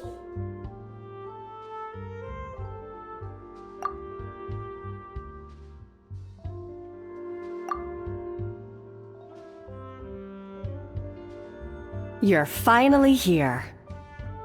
Of course. I should have put two and two together as soon as I read your threat letter.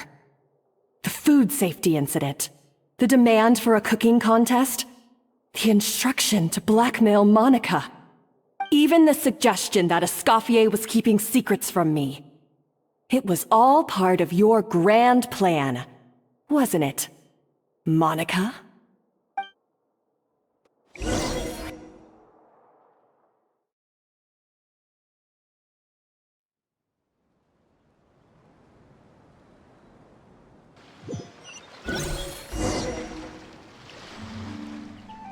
We should be getting close to the spot marked on the map. Of all the stupid things she's done, this really takes the cake. The moment we find her, I'm gonna curse the living daylights out of her.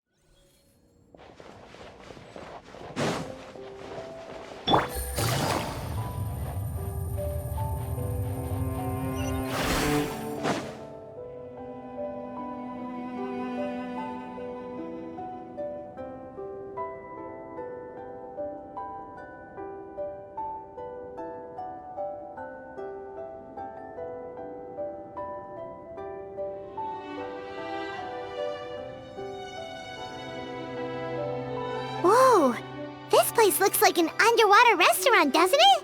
Suddenly, the idea of an adventure chef finding secret ingredients makes a whole lot more sense. I think Modest's codex mentioned this place. A public bath from the time of Remoria. So yeah, definitely the kind of place that would have served food and drinks. Huh? Some blubber beasts have come to join the party? How did they get here?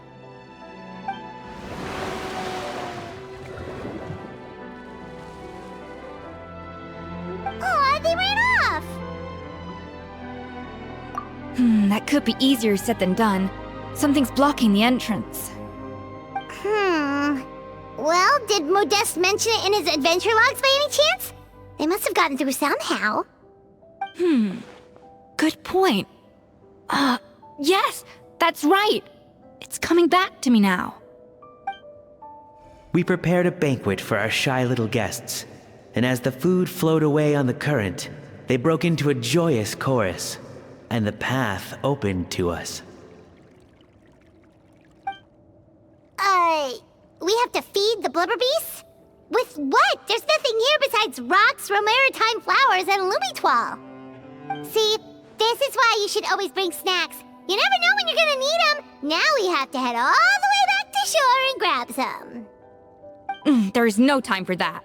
Romaritime flowers and lumitoile will have to do. They may not look appetizing to us, but who knows? They could be blubber beast delicacies. Wait, we're seriously gonna try this?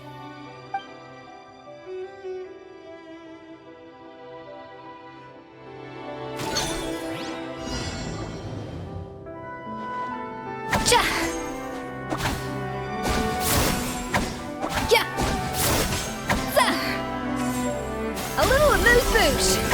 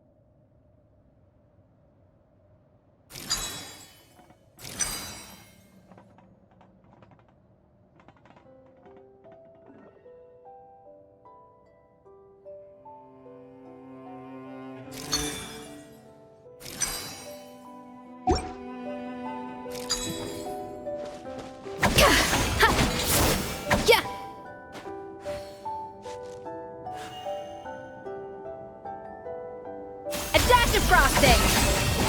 Yeah!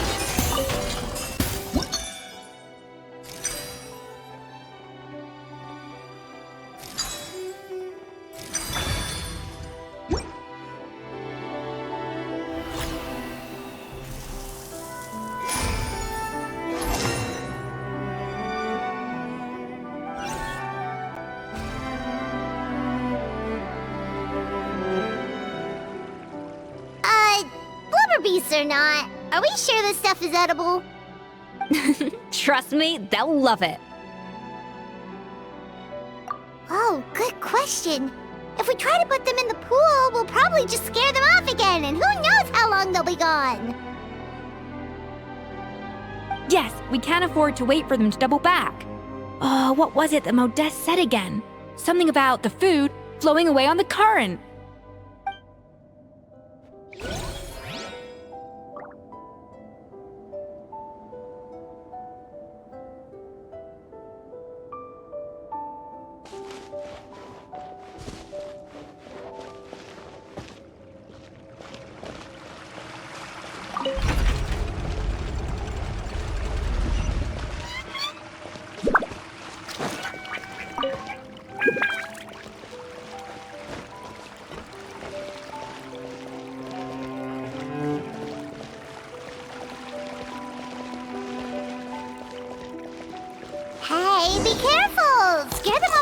much and they might not come back again.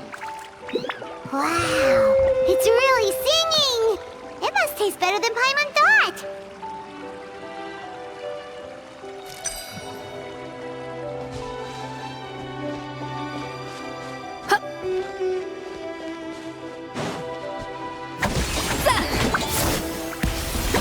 The tracks turned back again. Oh, so annoying.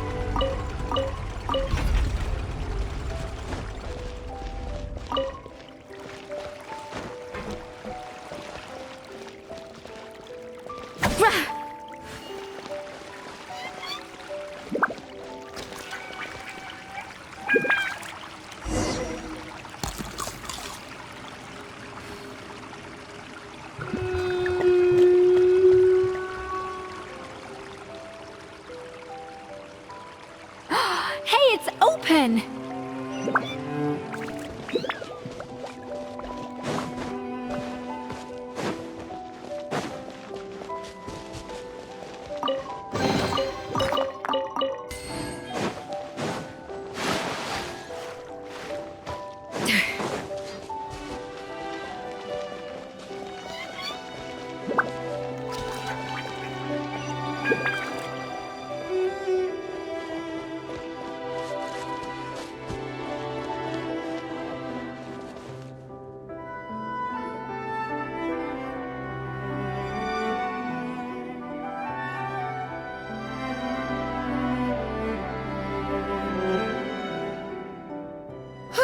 Hey, give me your water.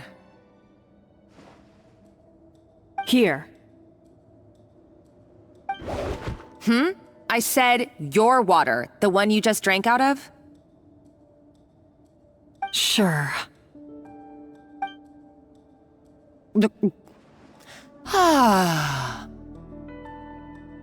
All those years slaving away under Escoffier, and then you. Today, it's finally paying off. Not only have I found the ruin that Savelli kept hidden, but I also get to boss you around like my little lapdog. Hey, go scout ahead for me. If we need to do any more blast tunneling, I want to know where to lay the explosives. Did you not hear me? Get going. Why don't you do it yourself? Oh, when did you learn to fight back? You're always so compliant when I give you instructions by letter. That's because you threatened to expose me for the Lumine incident. I swear, if I'd known what you were planning, I'd never have... Ha! Don't be so self-righteous. Admit it, you've always been jealous of Escoffier. That's why you lapped up everything I told you. You were terrified of her finding out about your part in the Lumine incident, and you resented the way her reputation hung over you. So you jumped at the chance to convince yourself that she was the villain, that she deliberately hid her secret recipes from you just to hold you back. It was the only excuse you needed to justify getting back at her.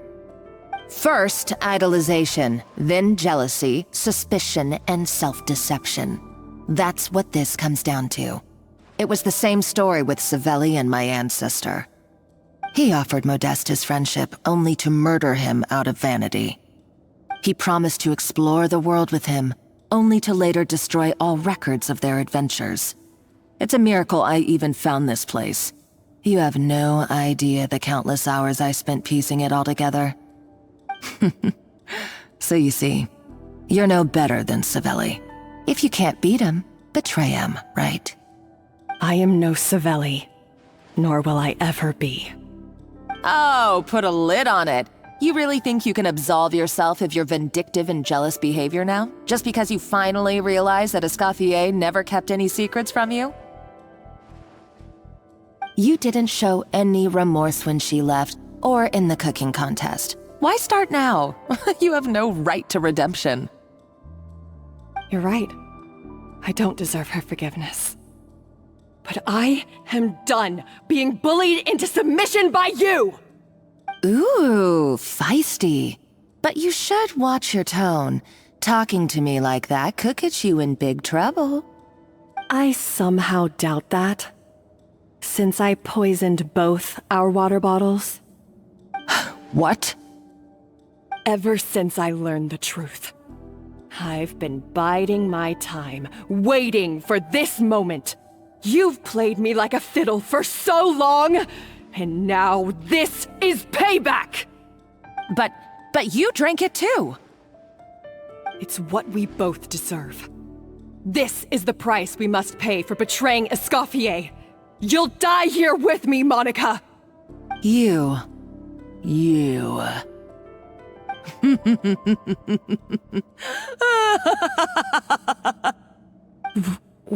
What's so funny?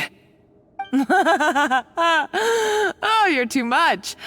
I thought I'd play along for a bit just to amuse myself. You gave a very rousing performance.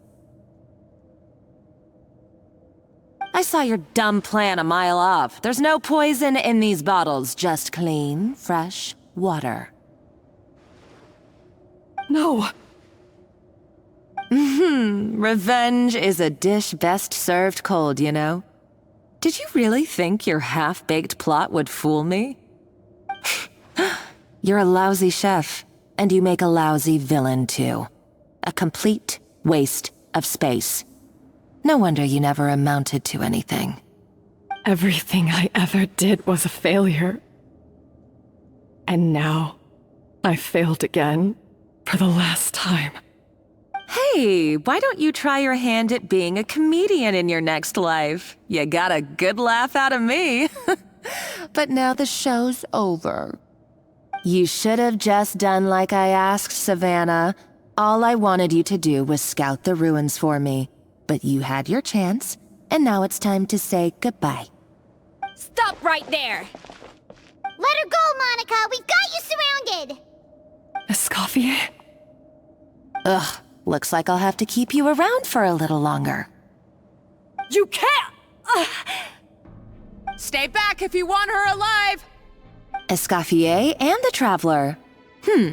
I can't take you both on in combat, but if you so much as flinch, I can end Savannah's life in a heartbeat. Monica, what are you hoping to achieve by this? You're about to commit murder, and for what? A recipe? A recipe? You chefs are all blinded by your myopic focus on kitchen affairs. Well, some of us actually have bigger fish to fry. Modeste had a secret. The truth behind his so-called genius, the je ne sais quoi factor in his Gâteau de Bourg, and it's right here in these ruins. Are you serious? You're here because of a Gâteau de Bourg obsession? You've gone completely mad! I couldn't care less about the cake itself. No, the real treasure is the secret ingredient that Modeste sourced from these ruins. He and Savelli were fools. A priceless treasure of Remoria in the palms of their hands, and they thought, ooh, this would go great in our cake mix. We're talking about a powerful stimulant that also sharpens the senses. That's no cooking ingredient. It's a groundbreaking drug. That's right, I've done my research. It was a drug that Remoria developed for their war machine. I could make a killing by selling it to the treasure hoarders or the Fatui. Will you listen to yourself? You're completely delusional. My eyes are wide open. Just wait till I get my hands on this treasure. You'll see what a fool you've been.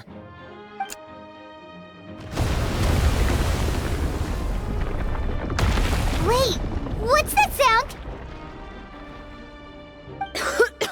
Just when I thought she couldn't get any crazier.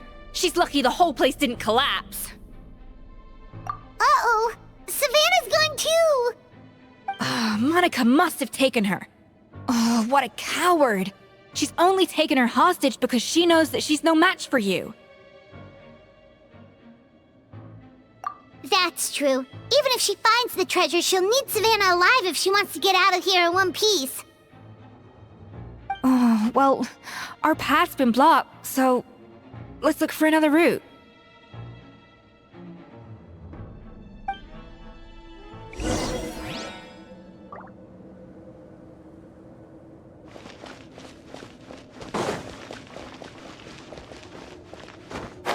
The water looks pretty deep here. Maybe it leads somewhere.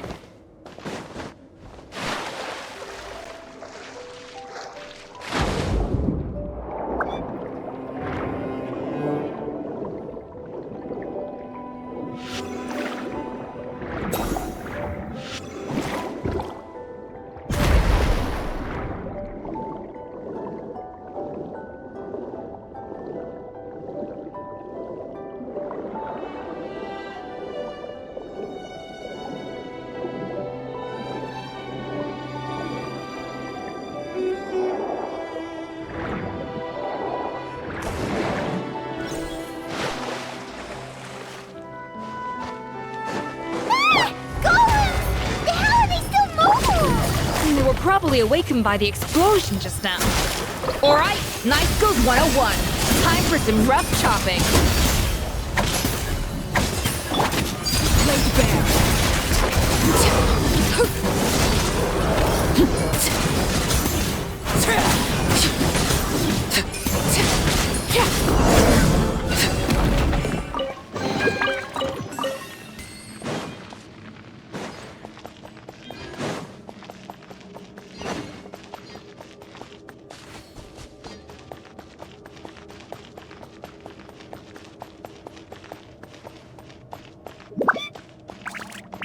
Another door? Guess we need to prepare another feast for our guests.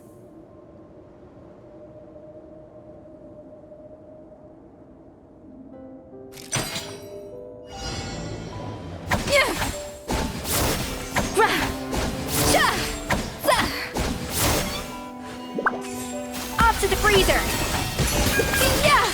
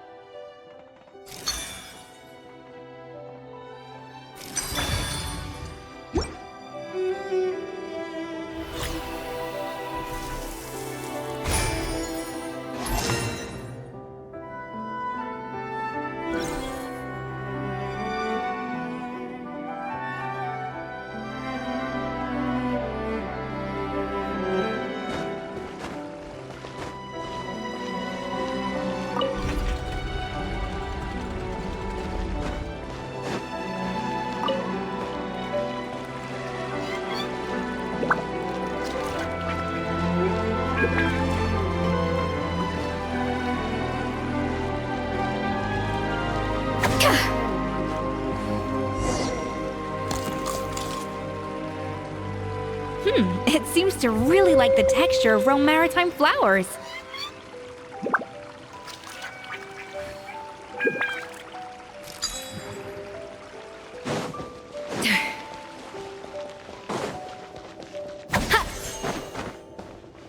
A little amuse-bouche!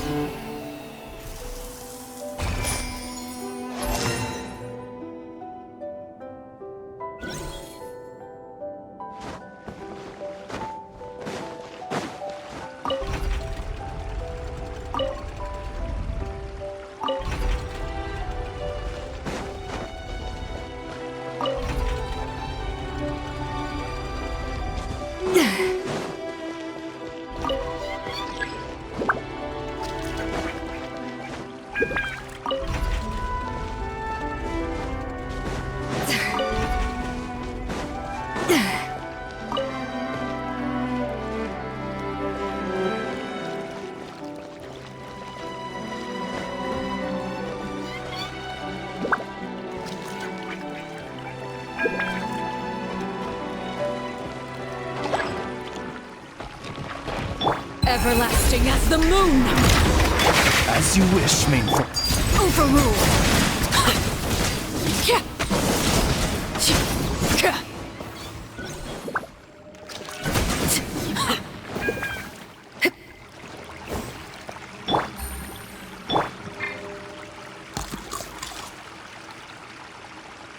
I never knew you could process Limitwell like that. Alright, I've got to jot this down. Limitwells and maritime flowers. This could open the door to a whole new world. Yep, that's literally the plan. Wait, hold on. Which door are you talking about?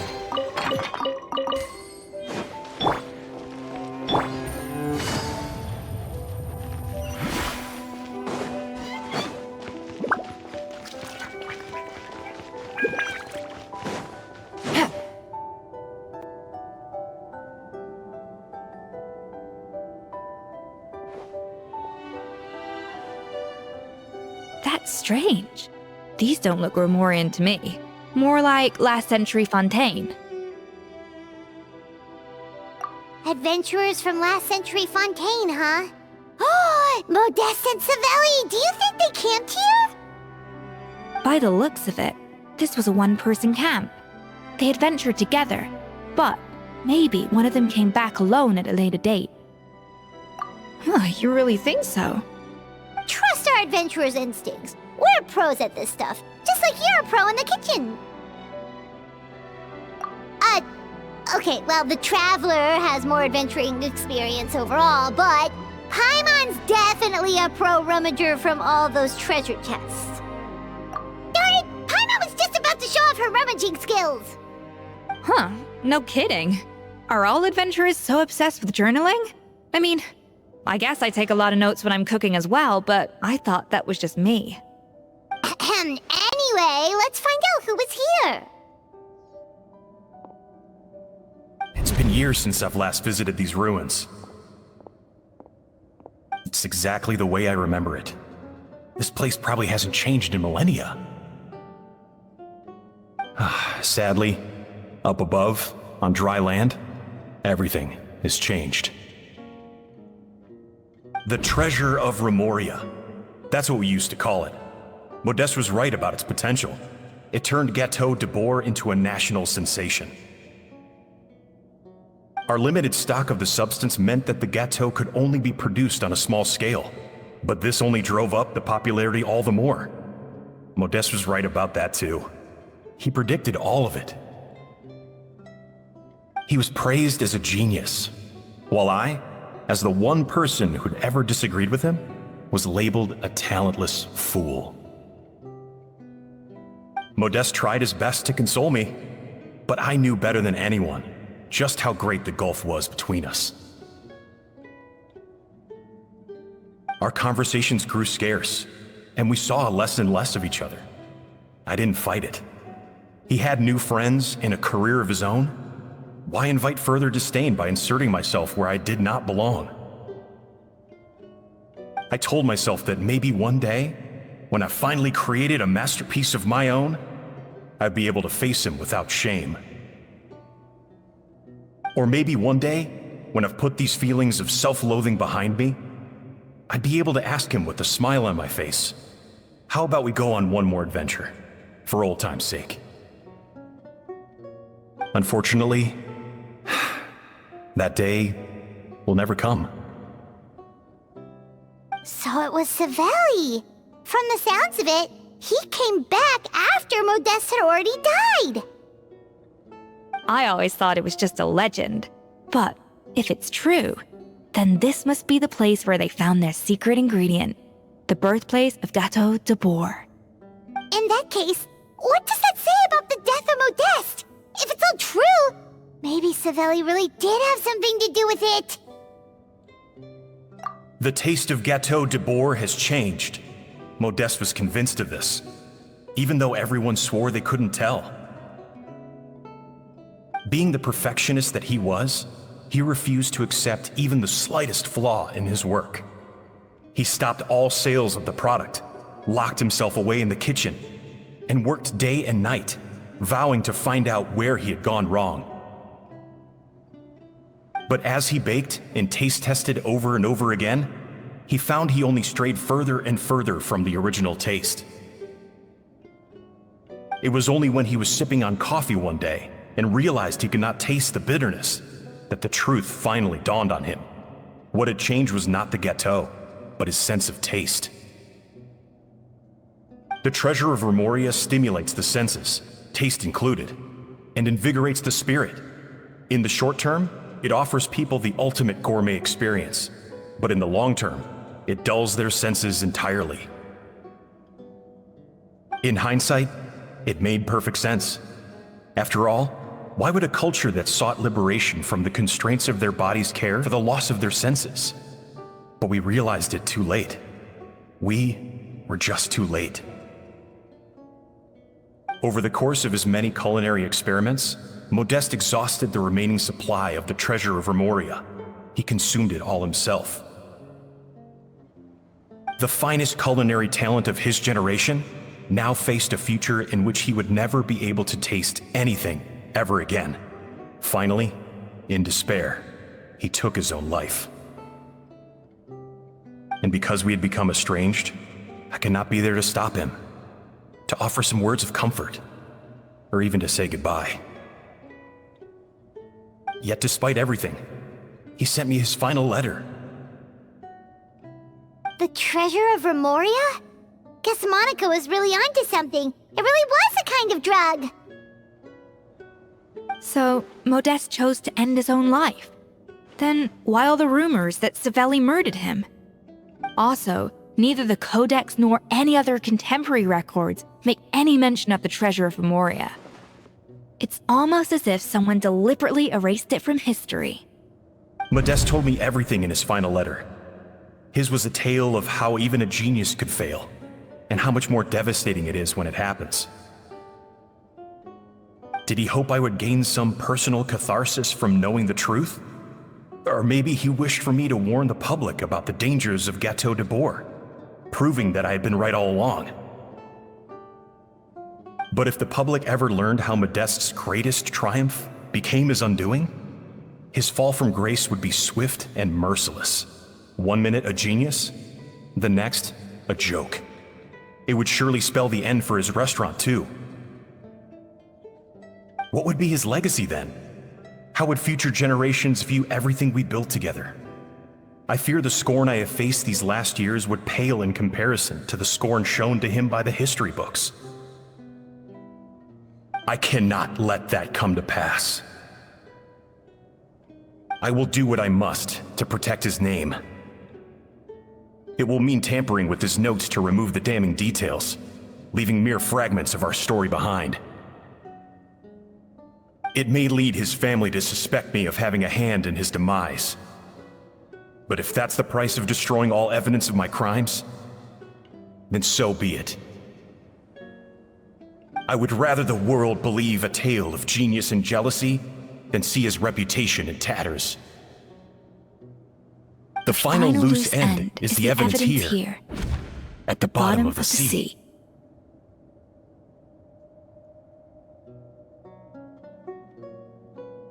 Huh? What's wrong? Didn't we say Savannah should be safe for now? So we thought, but if Monica finds out what happened to the treasure, there's no telling what she might do.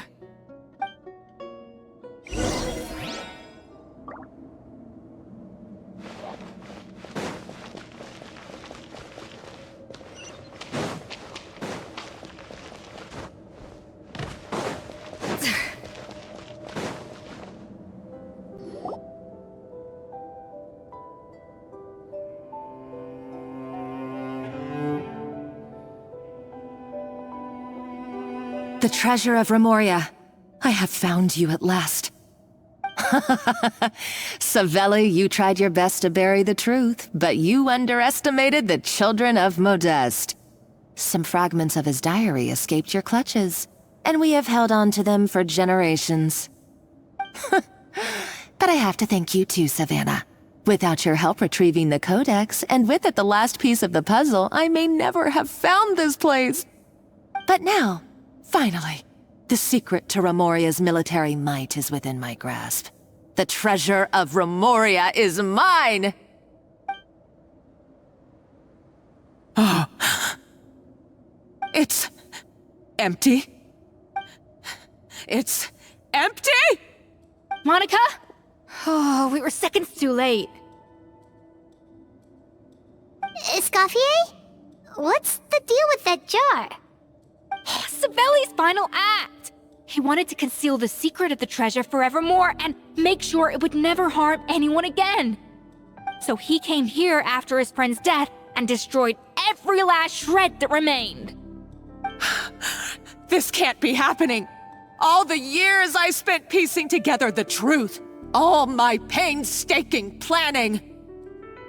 All that for an empty jar? Monica, don't do anything stupid. This ruin is more dangerous than you realize. Oh, shut your pie hole! Praise be to Lord Remus. You barbarian shall be slain.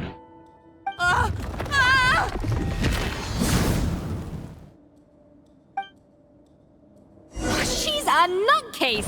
A liability to herself and everyone else. Well, now it's up to us to clean up the mess she's made. Take these golems out!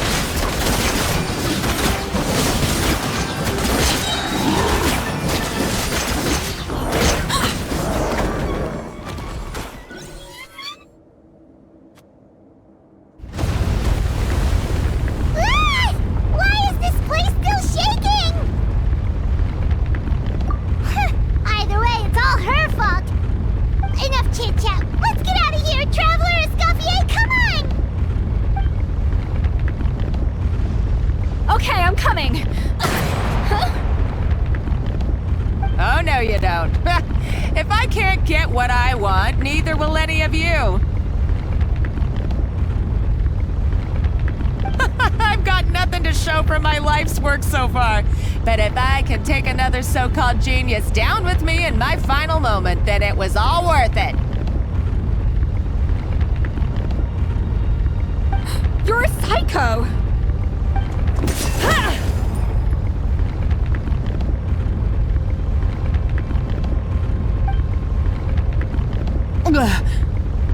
Savannah? When did you wake up?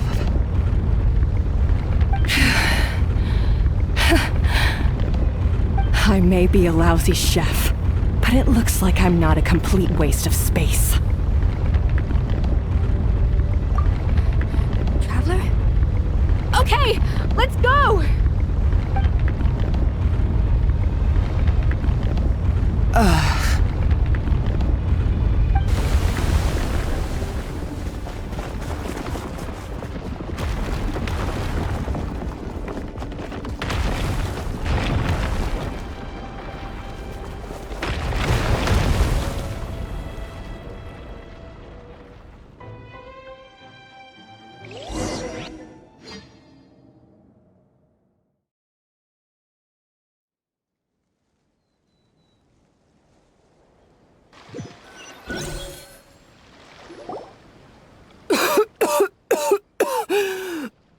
Escoffier!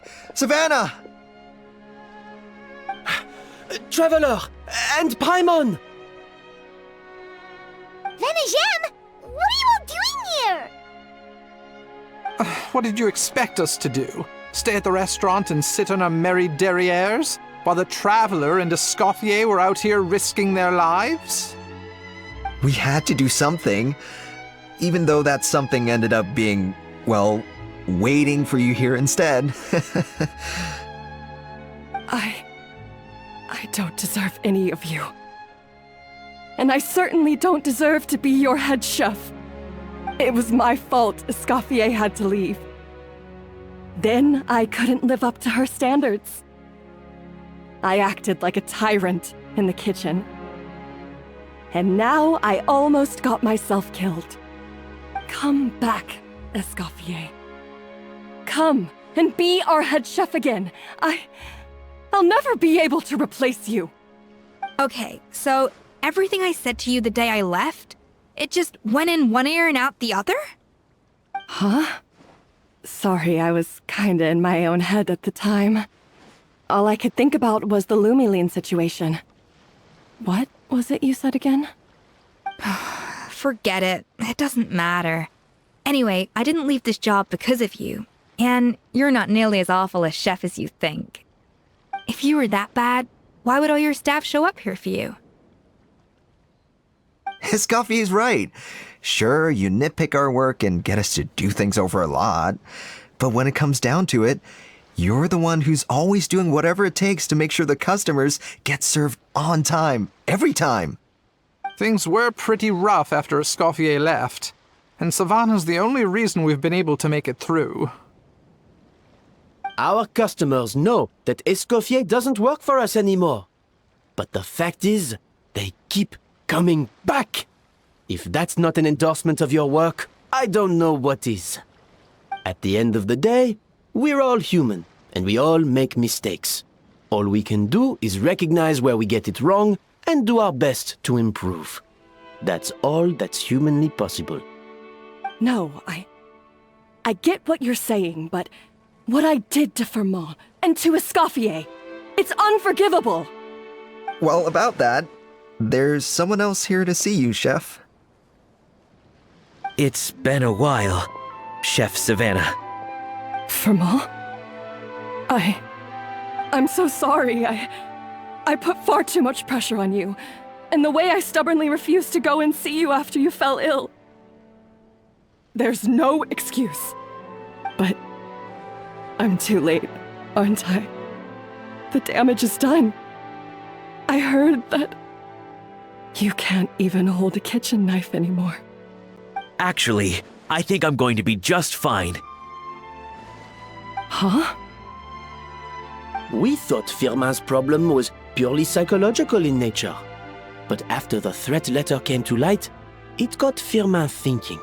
And then he remembered the tea that Monica used to give him every night. And as it turns out, she was lacing it with Lumine the whole time. No way! Doesn't that cause nerve damage? It can. High doses pose a risk of serious nervous and sensory complications. But if you calculate the dosage carefully, you can control the extent of its effects. A small dose might simply make a person more emotional, whether that means more fragile or more hot-tempered. No wonder it seemed like you'd lost your edge. I asked my friends at the Fontaine Research Institute about it.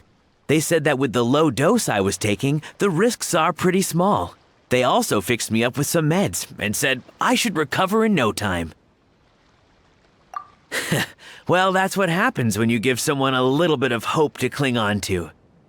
There's more. We believe that Firmin was likely not Monica's only victim.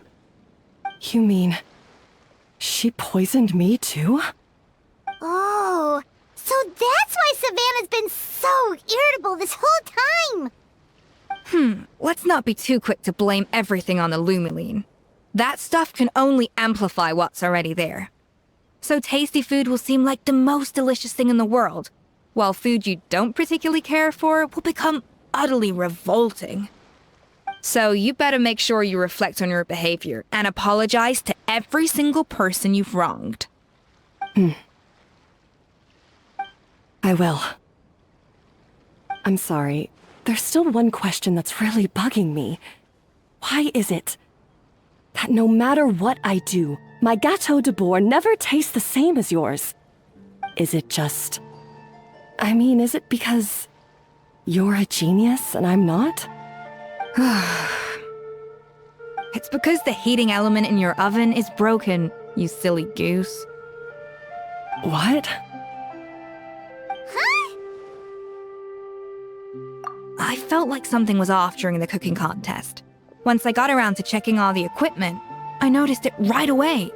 There was a half-degree discrepancy between the temperature setting and the actual temperature.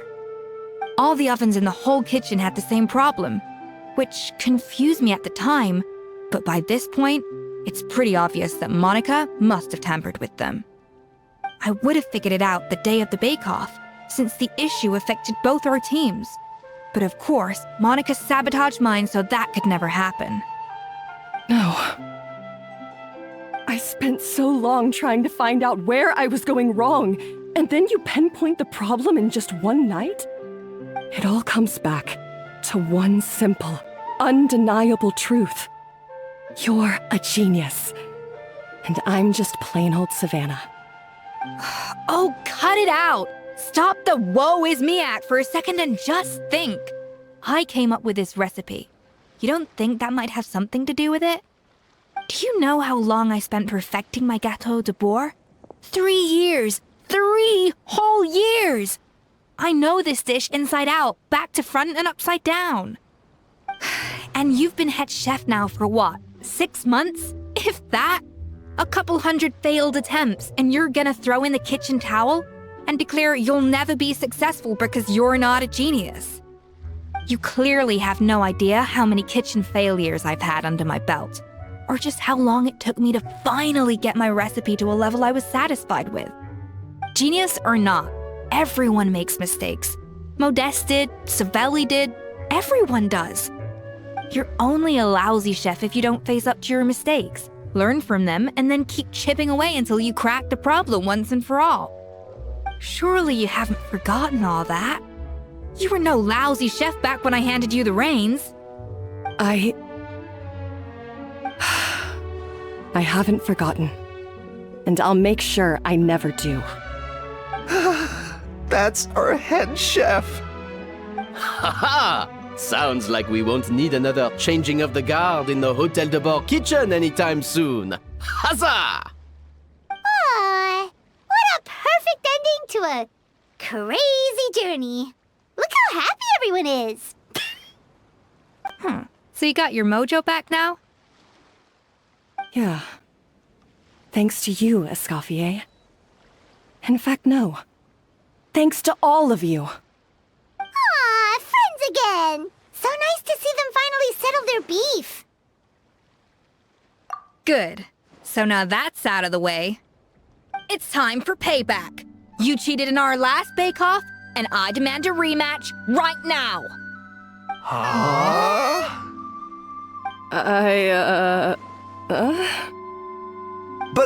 But that was mostly Monica's fault, wasn't it? Right. And also, does it have to be right now? Savannah's only just got her mojo back, and you barely escaped from a death trap.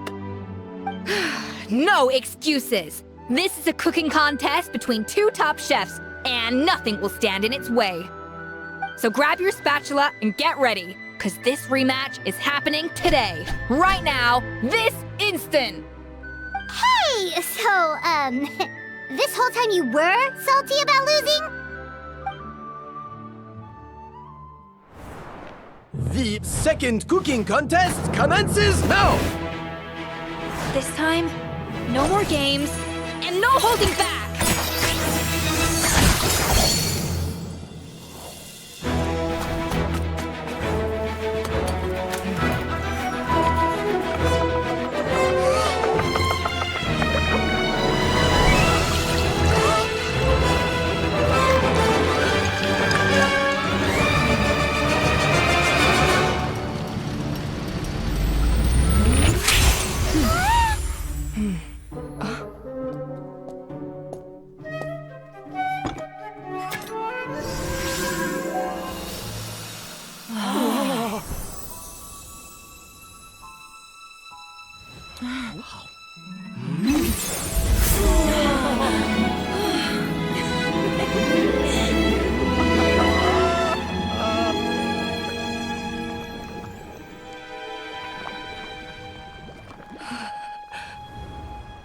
I feel like I don't have the right to be here. Hey, what are you so afraid of? You can't unbake it now. And if you don't serve it, then good or bad, you'll never find out how to improve. If you're too scared to fail, you'll never know what real success tastes like. So? Embrace your failure. Taste it. Digest it. That's the way to success. I don't know. Sounds like it's easier said than done. I'll do it.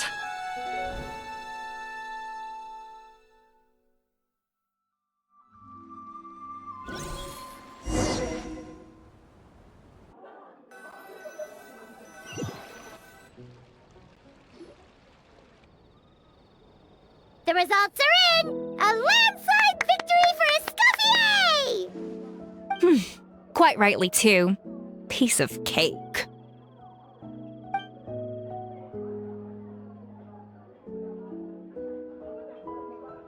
Oh yeah, look at that! Savannah looks pretty chipper too, considering she lost.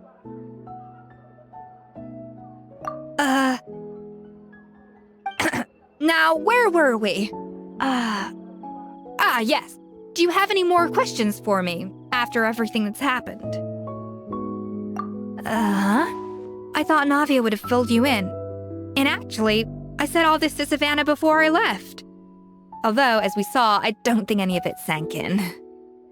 I had 2 reasons for leaving. One was the food safety incident, of course, but the other was that the Hotel de Boer had reached a point where it didn't need me anymore. So I decided to step down and look for new opportunities to improve myself. Improve how?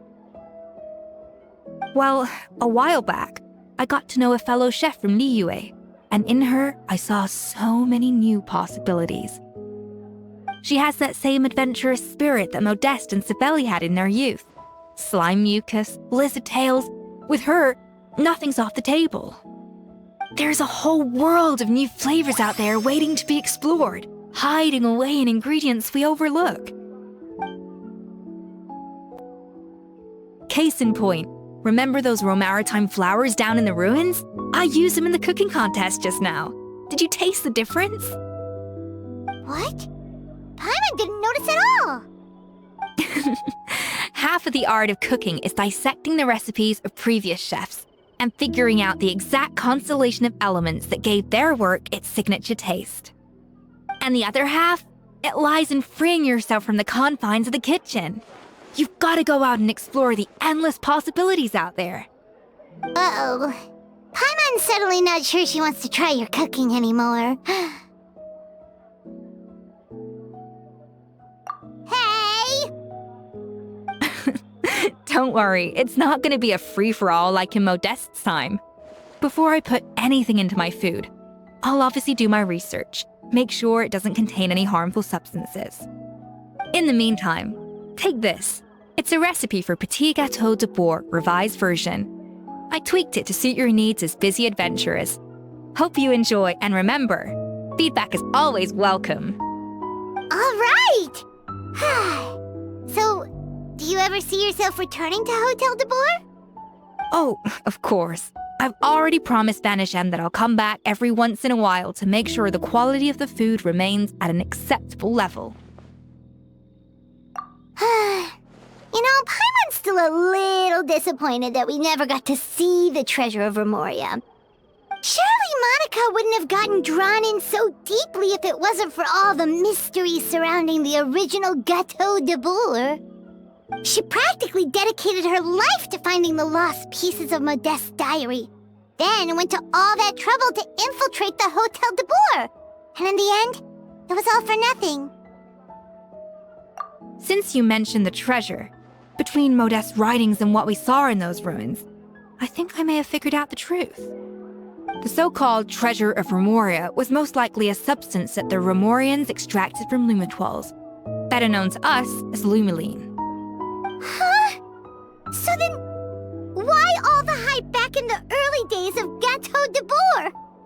Don't forget, it was a very different era. We could barely even refine sugar back then, so desserts were very much in their infancy. In a world of bland food, it's no wonder that the first thing to really excite people's taste buds took the world by storm. And as for the Lumine, it may well have been somewhat valuable in ancient times. But these days, it's just another drug from the Fontaine Research Institute. Even if Sibeli hadn't destroyed it all, I doubt it would be worth that much these days. So after all that?